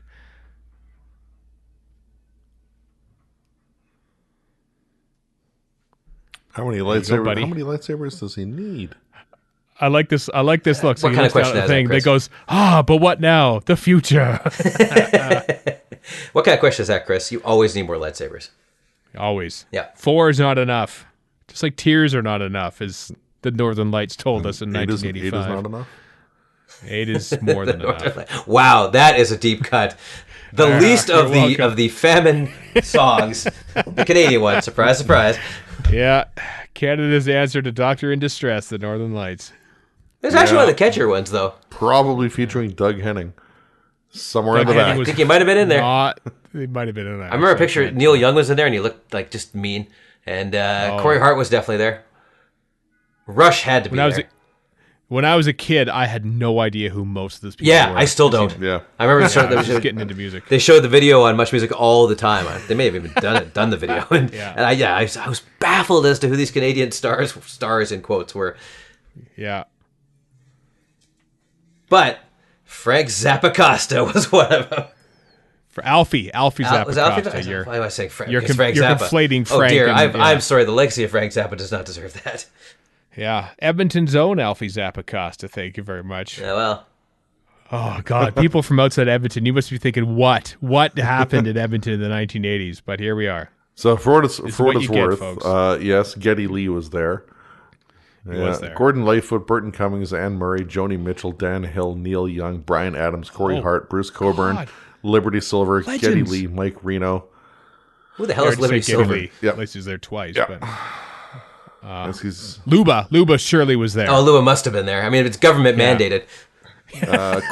Chorus members include Leona Boyd, John Candy, Tom Cochran, Tommy Hunter, Jeez. Eugene I've heard Levy, of every single one of these people. Kim What? Mitchell, Holy Paul crap. Schaefer, Jane Siberry, Oh. Oh, yeah. Catherine O'Hara. So like half the cast of SCTV. Good old Jane Siberry. Produced by David Foster. Luba is not there. No Luba Goy. I thought she was there. Oh, wow. That's a massive Wasn't holdout. Leona Boyd like a great guitarist? She's a legendary classical guitarist, yeah. So it seems like kind of a waste to have her as a singer, but okay. Well, she's a chorus member. She's there. Well, can I play Yeah. classical? We don't really have. I suppose so, yeah. Burton Cummings asked for a synthesizer solo, so we got to give it to him. So sorry. Where was Nana Muscuri in all this? Who I believe was Canadian, right? I think Greek, I thought. Greek I Canadian. thought she was Greek, but She was very popular in Canada. My mom was just a Yeah, we had albums of hers. And my parents had like absolutely. nothing but old albums for like the early 60s. And still, that's the only records they've got. God. And I remember making fun of them, and then I turned some Burt Campfair music on Apple Music, and I'm like, this is actually pretty damn good. and Yeah. Nana Muscuri, yes, was born in Greece, still alive at age 84. Wow. Yeah, she was. She still does concerts. Oh wow! Nana Muscuri's version of "Love Is a Rose" is superlative. Sorry, by the way, everyone who was expecting a Terminus Sorry, commentary. from you're getting Part 4 here. 80s Canadian music. Speaking of Yeah. of older There it older is. Canadian Terminus artists Incorporated. that our parents liked, where's Rita McNeil on the list for your guys' parents? Oh, yeah, no kidding. Or the coal miners she used to sing with. That's right. Anne Murray was just everywhere in the early 80s and late 70s. Like, she had specials on CBC all the time. Yeah. Maybe just because I was a kid, too. But she was, like, ubiquitous. Anyway, She was on The Muppet Show, Catch too, as I Yourself recall. Green. Yeah, probably everyone was on the Muppet Show, including these Muppets here. We're close to the end. Nana- We're close to the end of this whole thing, I think. Aren't we? I think Nana we are. Muscuri apparently in 1963 represented Luxembourg at the Eurovision Song Contest. What? You can't do that. You can't just fly around representing different nations. Celine Dion represented There's Switzerland. There What? are rules to these things. Can't get a ringer? What the hell is this? Katrina and the Waves, No. American band, represented Britain, the UK. I didn't know they were American. I thought they were. Train the Waves are from like Winnipeg. You're just making. Yeah, maybe stuff that's up. in my head Come on. canon, but I thought they were from Winnipeg. Yeah. No, I think you're thinking of Crash Test Dummies. I don't. I try to think as little of the Crash Test Dummies as I possibly can. No, Can Katrina and the we- Waves is okay. They're from Cambridge, but the lead singer is Thank you. American. I'm pretty sure. Where I so got was- the idea they're Canadian. So was what's her name, Chrissy Hine of the Pretenders. Anyway, can we devote at least the last 5 minutes, maybe? Not to until I mention the that Parachute Club. Okay, go ahead. parachute. Rise up. We can rise up, Warren, and talk about Terminus. Yes. And this mutiny that we're witnessing here, this exciting mutiny over Lestat. Ian Astbury of the Cult. There he is. Oh, there's Doctor Who. We're American, I think. Yeah. Frank Zappa, Ian Astbury, that guy, who I think is probably, I don't know, the drummer for Yes, and then him. For what it's worth, Warren, it looks like you might be right. Katrina and the Waves shopped around an EP in the early 80s, and only Attic Records in Canada bought it. Okay, I know where I get this Winnipeg idea, but also Attic That- Records that- put out Four on the Floor's only album, or no, not Four on the Floor, the Frantics only album. Although they were based in doing my England, best, Katrina folks. and the Waves' first album, Walking on Sunshine, was released only in Canada. That must be why we heard it all the time It's very and good continue point, to this actually. day. My Yeah. better half, Katrina, Thank is God. named after Katrina from Katrina and the Waves. Oh wow! This is a new thing. Wow, we have found out stuff. Anyway, this is leaving scenes happening here. Yeah. Can we hold it together? Can we do this? can do I don't this. know. Maybe. Okay. It's very sweet. Yes, we can do it, but afterwards, I'm having a bit of a rant Are you? Yes. About what? Oh, about a Canadian music? song. God. Go on. Which is it? No, Black Velvet. If I never hear Black Velvet by Oh, Lana Miles God, ever no, again, hate that. the most No, overplayed she was- song on Canadian radio to this day. Yeah. Well, she was married Yeah, it to is. who was it that produced that or wrote it? I don't know. Her- Can we? Anyway, her this husband is leaving. was Here, super by the way, famous. this is going. She's leaving. She's pouring her heart out here. real tears from Sarah Sutton coming up here, folks.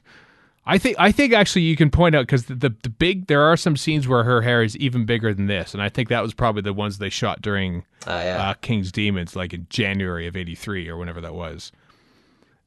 She's crying. She's like, I'll never get to see Maestro Fresh West in concert.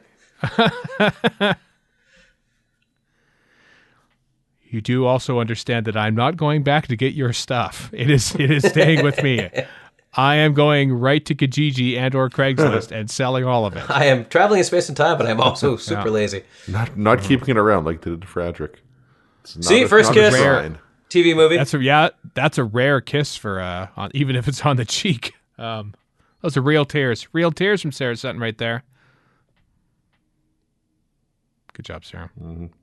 Always like Nissa. Erica loves Nissa, so this is very sad for her if she's watching this. But oh yeah. Speaking of people at conventions, there we go. That's the guy waiting for the Starbucks at 5 a.m. in Cali. That's a familiar pose. Yep.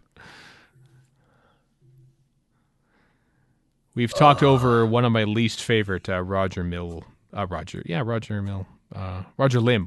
scores. That's the teetotaler at the convention just looking at him like, what? Come on. I'm not judging. I totally am. Mm-hmm.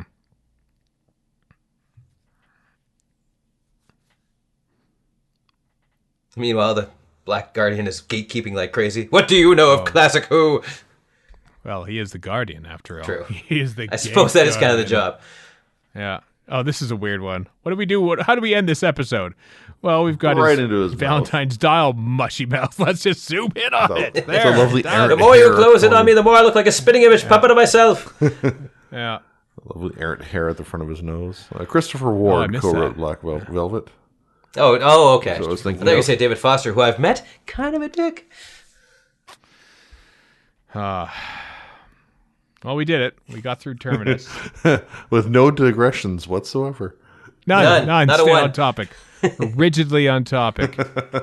There's a fighter ranger. We had a fighter ranger in this episode. Peter Davison had that fight with Well, I know. I'm just saying it didn't Yeah, necessarily. it did not resonate.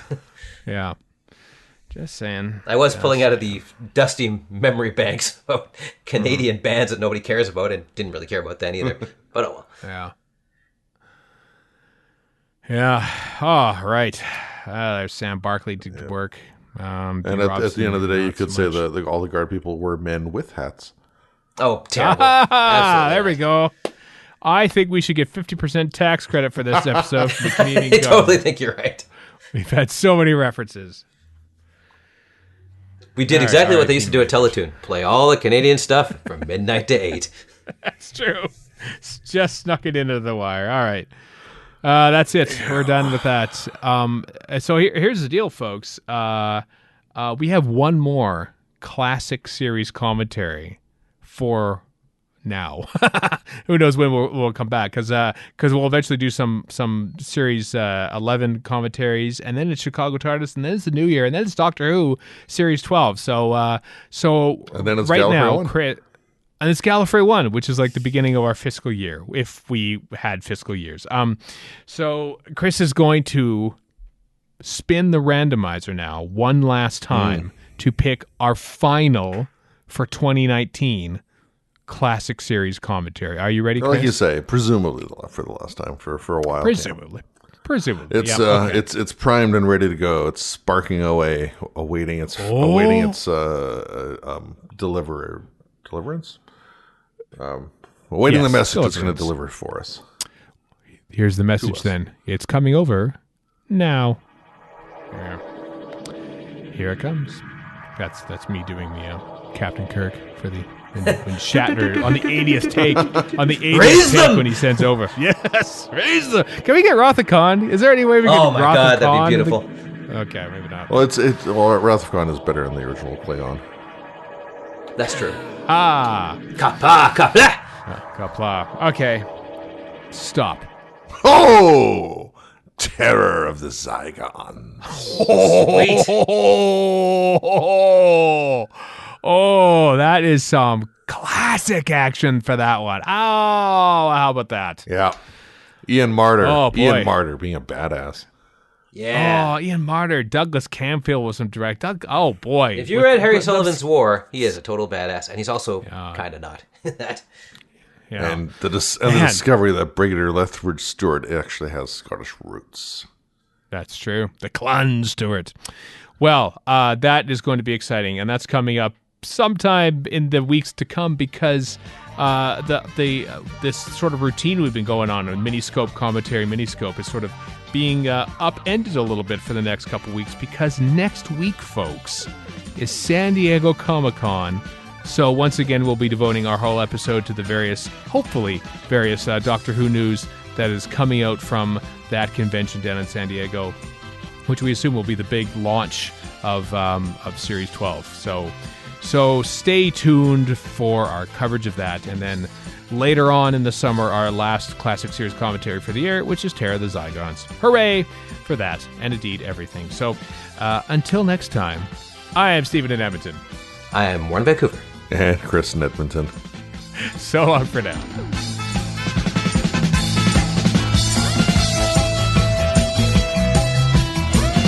You've been listening to Radio Free Skaro. Find us online at radiofreeskaro.com. Follow us on Twitter and Tumblr at Radio Free Skaro. Subscribe to us on iTunes and donate to the show at patreon.com/Radio Free Skaro. Thank you.